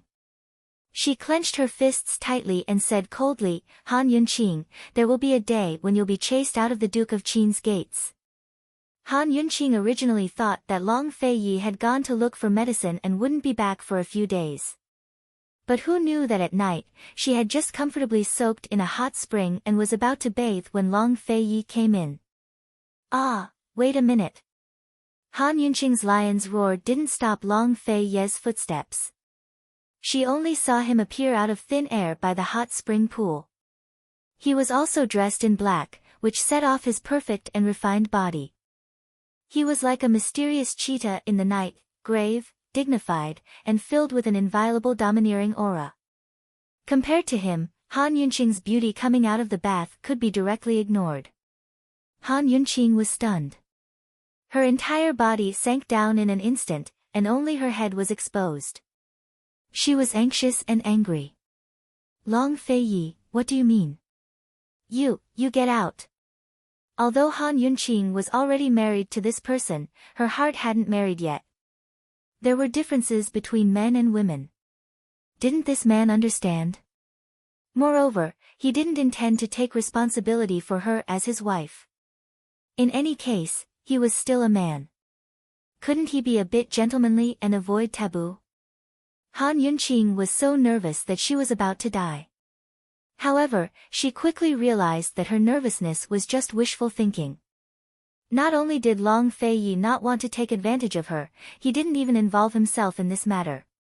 He was indifferent and cold. I have a portion of poison here. Help me concoct the antidote immediately. I need it urgently, he said. It was obvious that he had taken advantage of her objectively. From his cold attitude, Han Yunqing suddenly felt that she was measuring the heart of a gentleman with her own mean measure. Ah. It was clearly Long Fei Ye's fault, okay?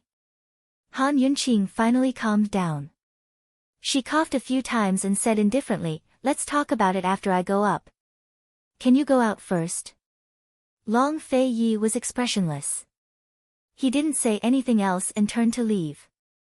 Han Yunqing heaved a sigh of relief.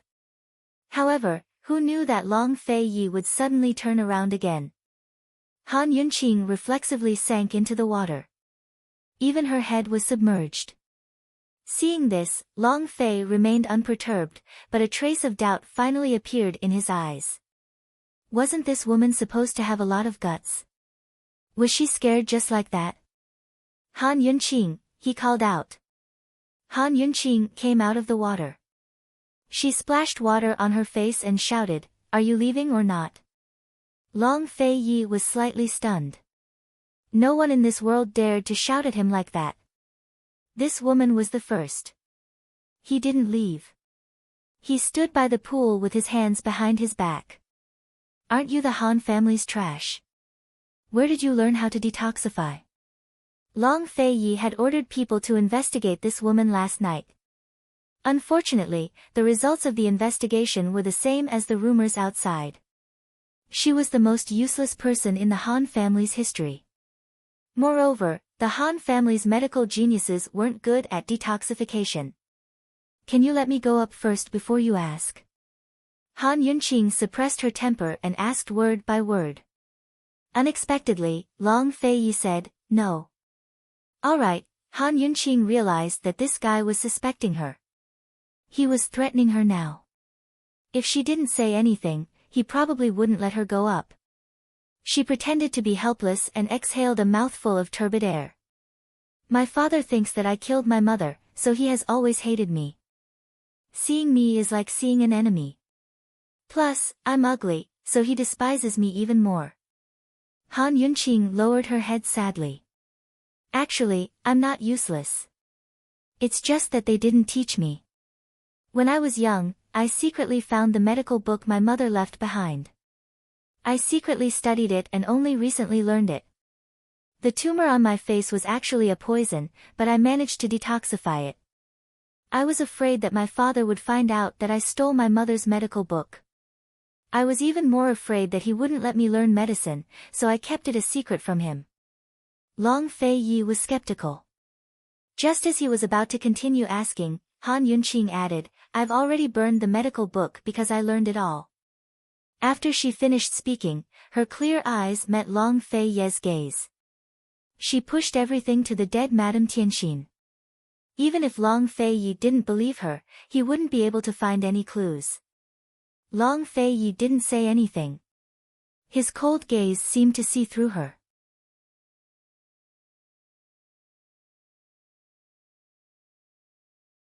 Chapter 24. Long Fei Ye's questioning gaze was rather frightening. However, Han Yunqing's mental fortitude was still rather strong.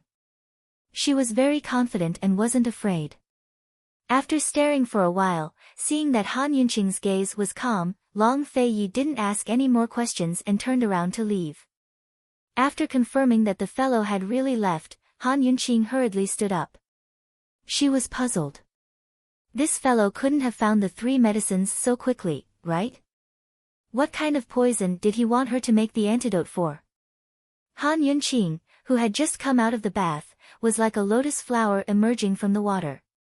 She was elegant and refined, and compared to her usual self, she had a bit more of an otherworldly feeling.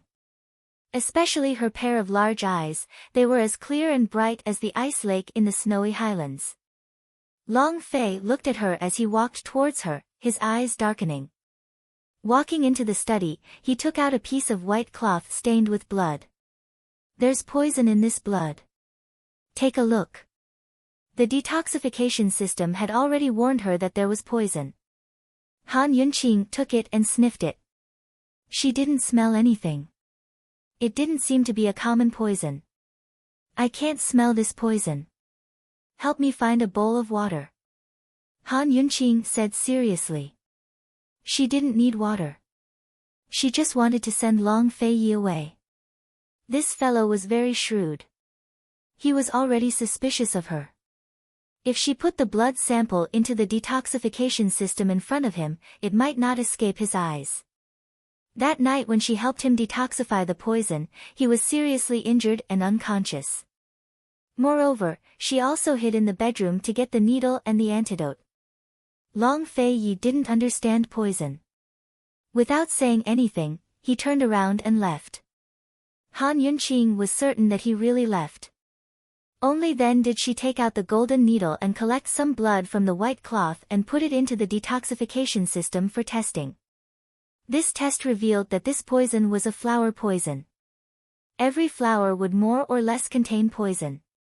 A small amount wouldn't cause poisoning, but a large amount would become a real poison. Long Fei Yi quickly returned and personally brought a bowl of water. Han Yunqing pretended to put the white cloth in the water. Then she used the golden needle to collect some blood and sniffed it.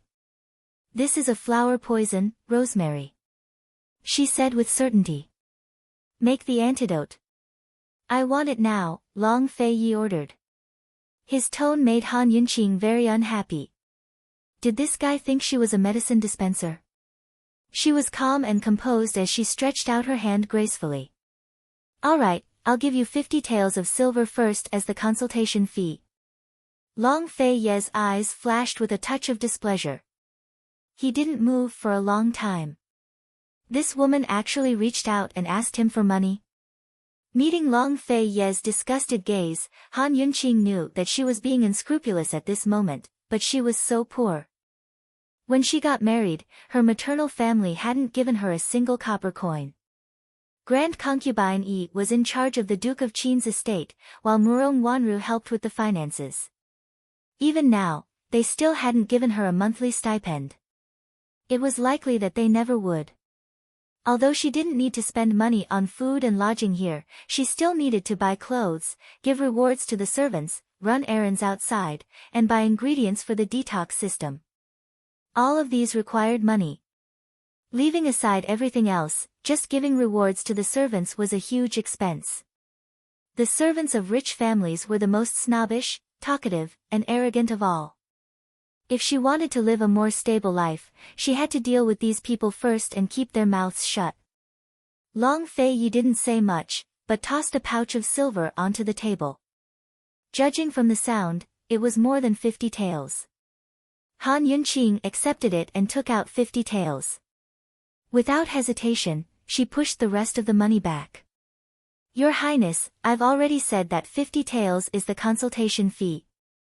It's something I deserve. You can take back the rest." She might be poor, but she wasn't a beggar. She still had to have some backbone. So speaking, she picked up her brush and began to write down the prescription for the antidote. Just like when she was administering the needles, her small face was serious and her eyes were focused.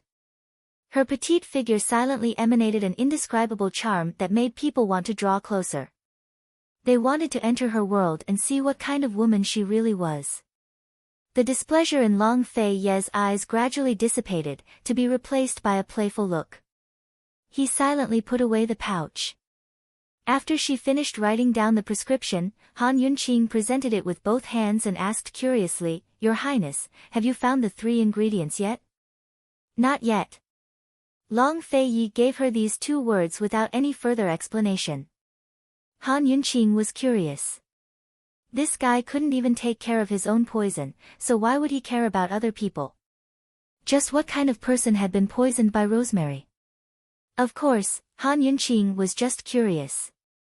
She understood that curiosity killed the cat. She assumed that Long Fei Yi would leave as soon as he got the prescription, but he actually handed it over to Chu Shifeng and stayed behind himself. If it was anyone else, they'd be searching day and night for the antidote by now. This guy only had 10 days, but he didn't seem to value his life that much. Fine, if he stayed behind, then she'd have to sleep in the study again. But Long Fei Yi simply walked towards the hot springs without looking back. "Cold," he ordered, "Han Yunqing, get out." "Please," it was already the middle of the night. Where did he want her to go? If he put down the curtains, this sleeping quarters could be divided into many rooms. She didn't even mind, so why should a man like him care? Han Yunqing chased after him and smiled apologetically. Your Highness, how do you plan to settle Chinchia down? Other concubines all had their own courtyards, but she was the empress of the palace, so she didn't even have a place to stay. I'll find the steward to make arrangements, Long Fei Yi said mildly. Steward, Han Yunqing's mouth twitched. Finding the steward to make arrangements was giving Murong Wanru a chance to mess with her. Murong Wanru helped Grand Concubine Yi take care of all the affairs at the Duke of Qin's estate. Only Long Fei Ye's hibiscus courtyard was independent. No one could manage it. If she left the hibiscus courtyard, she'd be in a lot of trouble. Thinking up to here, Han Yunqing smiled again. Your Highness, you take the bedroom and I'll take the study. We won't interfere with each other, all right? Long Fei Yi stopped without turning around. His tone was as cold as ever. Your lordship isn't used to it. I'll leave immediately. For better or worse, she'd saved his life once. What a heartless man. Even if you're not used to it, I'm not used to it either. The room belonged to someone else, so Han Yunqing had no choice but to leave. She held the lantern as she strolled through the hibiscus courtyard. She'd been married for 2 days, but hadn't had time to take a good look around the courtyard. Very soon, Han Yunqing had a good grasp of the place. The courtyard wasn't small, but it only had a single sleeping quarters and a small, short loft. The loft seemed to be reserved for servants, but there were no servants in the hibiscus courtyard. After making sure there was no one around, Han Yunqing rejoiced and hung the lantern on the wall. From now on, this place was hers. The first floor could be turned into a study and guest hall, while the second floor was a bedroom. If this was the modern era, it'd be a single duplex. That night, Han Yunqing had long forgotten all about her unhappiness at the general's estate. She hugged the 50 taels of silver and pondered over how to decorate her little territory before she fell asleep. Early next morning, Long Fei Yi had long disappeared without a trace. Han Yunqing wanted to find someone to ask, but there was no one else in the hibiscus courtyard besides herself. First, it'd be best if they didn't meet. That way, they wouldn't hate each other. Very good, he'd live his life while she lived hers, free and unfettered. Han Yunqing went over to move her dowry to the loft. Even though they were all old things, they were still treasures when she had nothing. When Han Yunqing was tidying up the things, she found a light purple cloth bag. Looking at it carefully, she realized it was a self-made medicine box. Even though it was small, it had all the essentials. There were many small compartments sewn inside that could be used to store different types of medicinal herbs. There was also a needle case that could store different types of medical needles. The small cloth bag was brand new, with the word Xian embroidered on the bottom right corner of the back. Without a doubt, it was left behind by Madame Tianxin. This should be something that Madame Tianxin left for her. Thinking about how Madame Tianxin was pregnant and had great expectations for the child in her womb, Han Yunqing's eyes couldn't help but turn red. She felt bitter. After painstakingly carrying the child for 10 months, did Madame Tianxin ever think that she, a divine doctor, would die from dystocia? She couldn't even see her child once. She'd placed such high hopes on the child, but did she ever think that the child would be a good-for-nothing and suffer all sorts of humiliation in the Han family? Madame Tianxin, don't worry. The current Yunqi definitely won't disappoint you. Han Yunqing took out a set of acupuncture needles from her detox system, along with a few commonly used medicinal herbs, as well as medical cotton swabs, gauze, and other small items. She placed them all neatly into the small cloth bag. From now on, this would be her medical pouch. The detox system she carried on her person was an invisible space. She could put and take things out as she pleased. But if she did this in front of others, it'd be treated as magic in the modern world. In ancient times, it'd be considered witchcraft. Perfect, this small medical pouch could act as a cover for her. Han Yunqing slung the pouch over her shoulder. From now on, she'd carry it with her wherever she went. After tidying up her things, Han Yunqing went out to buy some necessities. She cleaned up her little room until it was clean and cozy. Originally, she thought she could have a good sleep, but trouble came knocking on her door as soon as she laid down. Mu Qingguo hadn't woken up, so General Mu had personally come to find her. Han Yunqing was extremely shocked. She couldn't believe it no matter what, so she hurried to the guest hall. By now, Murong Wanru had already arrived. She was sitting to the left of the host's seat and talking with General Mu. Seeing her enter, General Mu grew angry. Han Yunqing, you liar. You said Qingguo would wake up, but he still hasn't. Moreover, he's running a high fever. You have to give me an explanation for this, or else I won't let you off. General Mu had asked Gu Beiyue to watch over him these past few days. When this kind of situation occurred, Gu Beiyue was also helpless. He couldn't identify the cause of the illness. Gu Beiyue suggested looking for Han Yunqing again, but General Mu didn't believe Han Yunqing anymore. He found several detoxification experts to examine Mu Qingguo, but the strange thing was that no one could diagnose what was wrong with him. Helpless, General Mu still had to look for Han Yunqing. In any case, he was going to blame Han Yunqing for this matter. Impossible. The poison in his body has already been detoxified. Han Yunqing's face was a bit pale. She absolutely didn't believe that she was mistaken. Murong Wanru also understood what was going on. She hurriedly stood up. Sister-in-law, when did you learn medical skills? How come I didn't know? Murong Wanru, why did she have to touch a sore spot? Han Yunqing was too lazy to pay attention to her.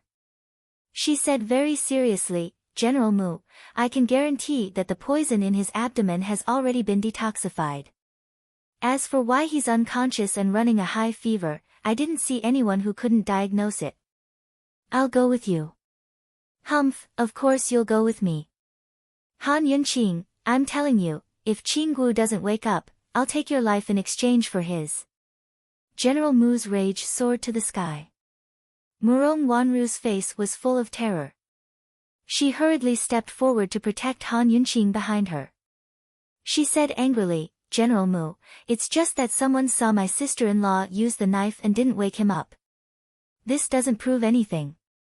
Although my sister-in-law doesn't know medical skills, I believe she absolutely wouldn't act recklessly. Sue. Murong White Lotus, can you shut up?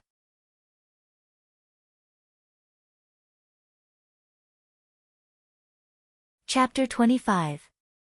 Murong Wanru's words infuriated General Mu, who laughed coldly. She really wouldn't mess around, hee hee. Someone come, take Han Yunqing away.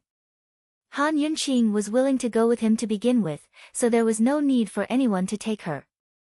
She was about to explain when Murong Wanru pulled her behind her and said sternly, General Mu, although Grand Concubine Yi and the Duke of Qin aren't here, this isn't a place for you to act as you please.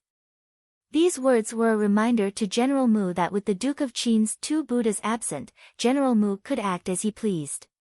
General Mu personally stepped forward to pull Murong Wanru aside and grab Han Yunqing's hand. Han Yunqing took advantage of the situation to shake him off and said fiercely, Enough, I said I'd go with you. Let's go. What are you dawdling for? General Mu gave a start, but quickly recovered his wits. Then let's go. Before leaving, Han Yunqing gave Murong Wanru a meaningful look, but the latter actually chased her all the way to the gates. Sister-in-law, I don't know when Mu Fei and the Duke of Qin will come back, but don't worry. As soon as they do, I'll definitely tell on them for you. Hearing this, General Mu understood that no one could save Han Yunqing now. Hee hee, Han Yunqing, you have to take responsibility for this matter to the end. Han Yunqing didn't want to hear Murong Wanru's voice anymore. It hurt her ears. If she had the chance, the first thing she'd do was poison that White Lotus's mouth mute. Soon enough, they arrived at the general's estate. Han Yunqing was thinking the entire way, but she couldn't figure out where the problem lay. By the time they reached the general's estate, she was still certain she hadn't made a mistake. Inside the room, Mu Qingwu's face was flushed red, his lips unnaturally red. Han Yunqing could tell at a glance that his fever hadn't subsided. She sat by the bed to take his pulse, her delicate brows knitted in a stern frown that made it hard for anyone to approach. Gu Beiyue stood by the side, not daring to make a sound.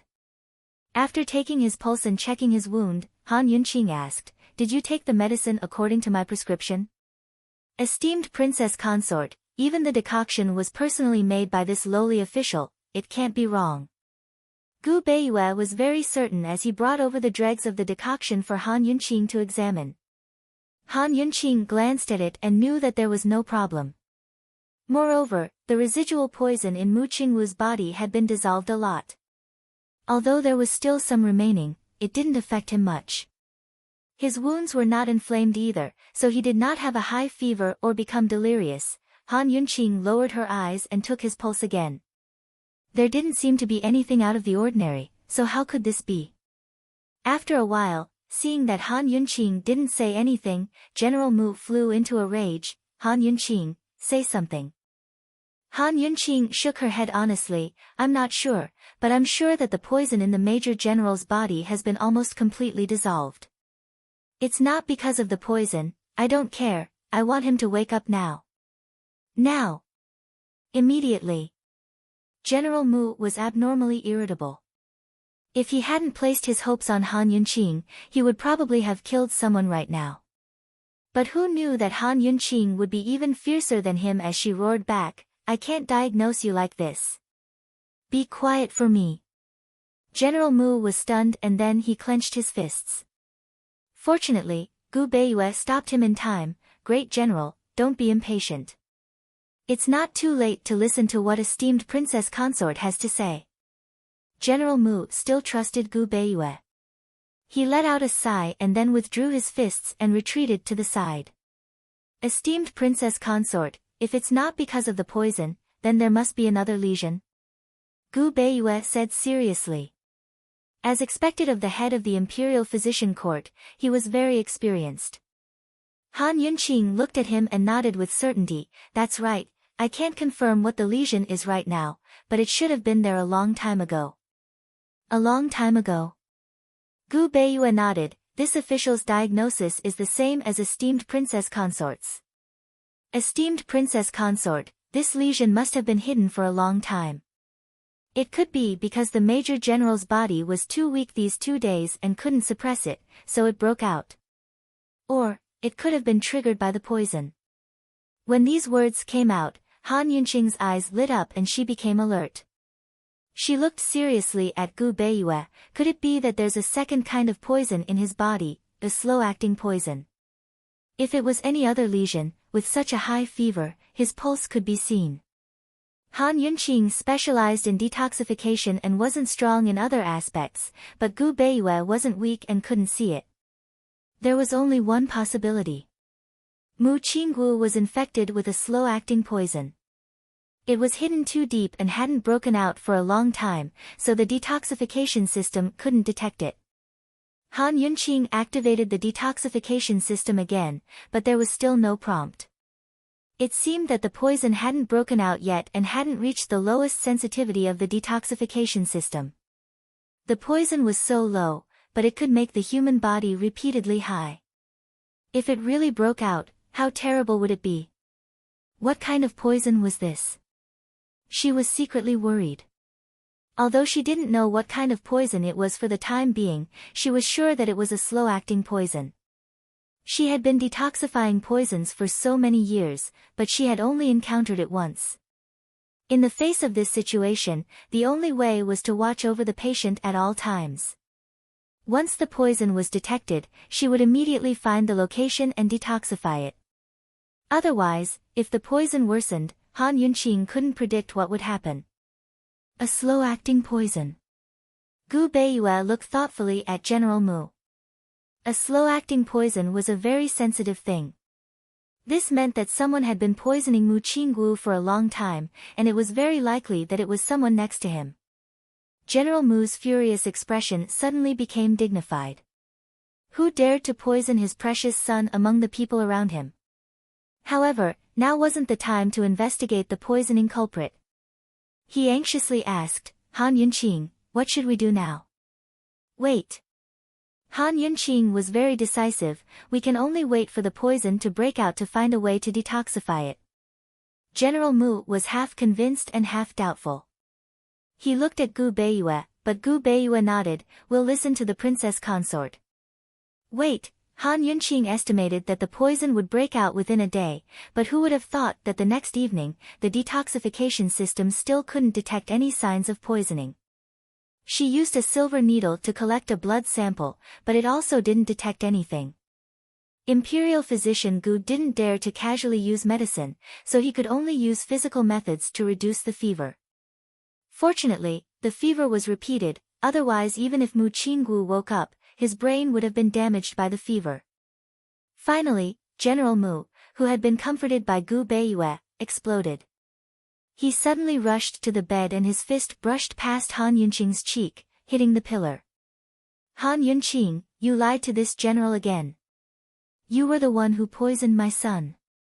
You're courting death. Han Yunqing was fearless, her expression serious. There's no doctor who can predict the exact time. I can only tell you that the poison will show up in 3 days at the very least. It definitely won't take more than 3 days. Pay. General Mu didn't believe her at all. If you don't believe me, you can find someone else. Han Yunqing coldly said. She was very clear that General Mu had asked her to come again because he couldn't find anyone else. General Mu, at least we've already figured out the illness. There's no harm in waiting for 1 or 2 more days. Gu Beiyue advised. General Mu had been taking deep breaths and seemed to be a little hesitant. But who knew that at this moment, the door was suddenly kicked open. Mu Luiyue angrily stood at the door, Han Yunqing, get out here. You liar, murderer. You won't be able to escape today. It was this annoying girl again. Han Yunqing ignored her nonsense. Who knew that a spoiled and domineering voice would suddenly ring out, Han Yunqing, this princess orders you to come out immediately. If you dare to touch my Qinggu Gij again, this princess won't let you off easily. This was Princess Changping. Mu Qingwu's most devoted pursuer had actually come as well. It seemed like Mu Luiyue had gone to complain. Han Yunqing worriedly looked towards Gu Beiyue, thinking to herself, this is bad. The hesitant General Mu immediately walked out and respectfully bowed. This humble subject greets Princess Changping. I didn't know the princess would grace us with her presence and didn't go out to meet you. Please forgive me. General Mu, forget it. You really do have this princess in your eyes. Qinggu Gij got into such a big trouble and you didn't even tell me. Princess Changping said unhappily. Under everyone's gazes, Changping walked into the room step by step. Gu Beiyue stood up and respectfully bowed. Greetings to your highness. Princess Changping arrogantly waved her hand, indicating that he could dispense with the formalities. Step by step, she walked towards Han Yunqing. However, Han Yunqing just sat there, not moving. Princess Changping walked closer. As soon as she saw Mu Qinggu, her arrogant gaze softened. However, it immediately turned malicious and ruthless.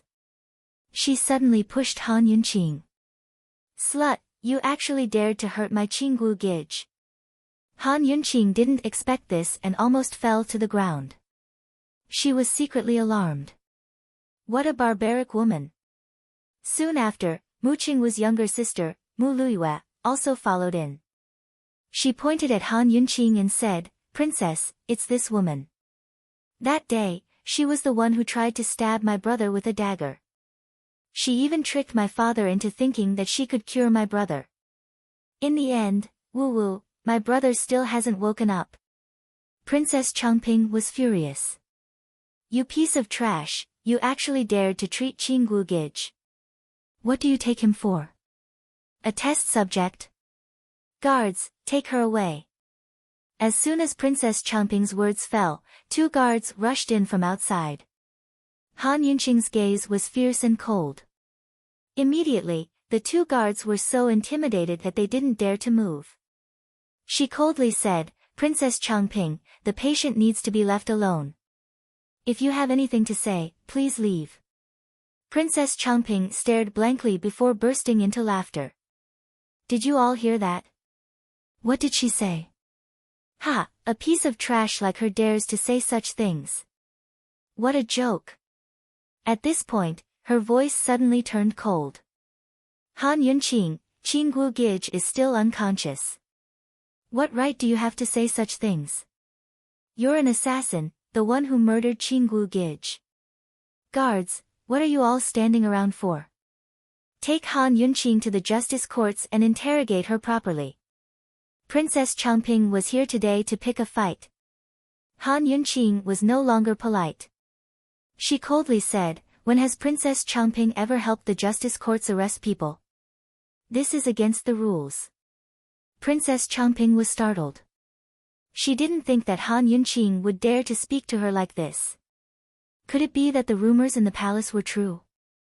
This cowardly woman had completely changed.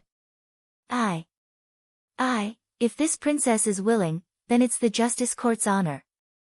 Princess Changping boldly replied. "Then does Princess Changping know that you need evidence to arrest people?" Han Yunqing asked again. Princess Changping didn't hesitate. "Lu Yue and Li Changfeng are witnesses. Qinggu Gij is also a witness.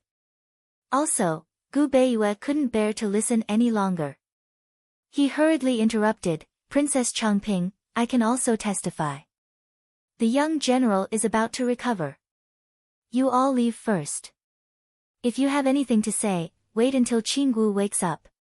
Princess Changping's eyes narrowed. She coldly said, "Imperial Physician Gu, you're not allowed to interrupt when this princess is speaking. You're tuning in to the Blissful Bookshelf YouTube channel. We're so grateful for your support, and don't forget to subscribe to join us on this incredible journey through captivating stories. Your generosity through donations truly makes a world of difference, as it's the primary source of revenue that allows me to expand and enhance this channel for you. Thank you from the bottom of my heart for being a part of this adventure.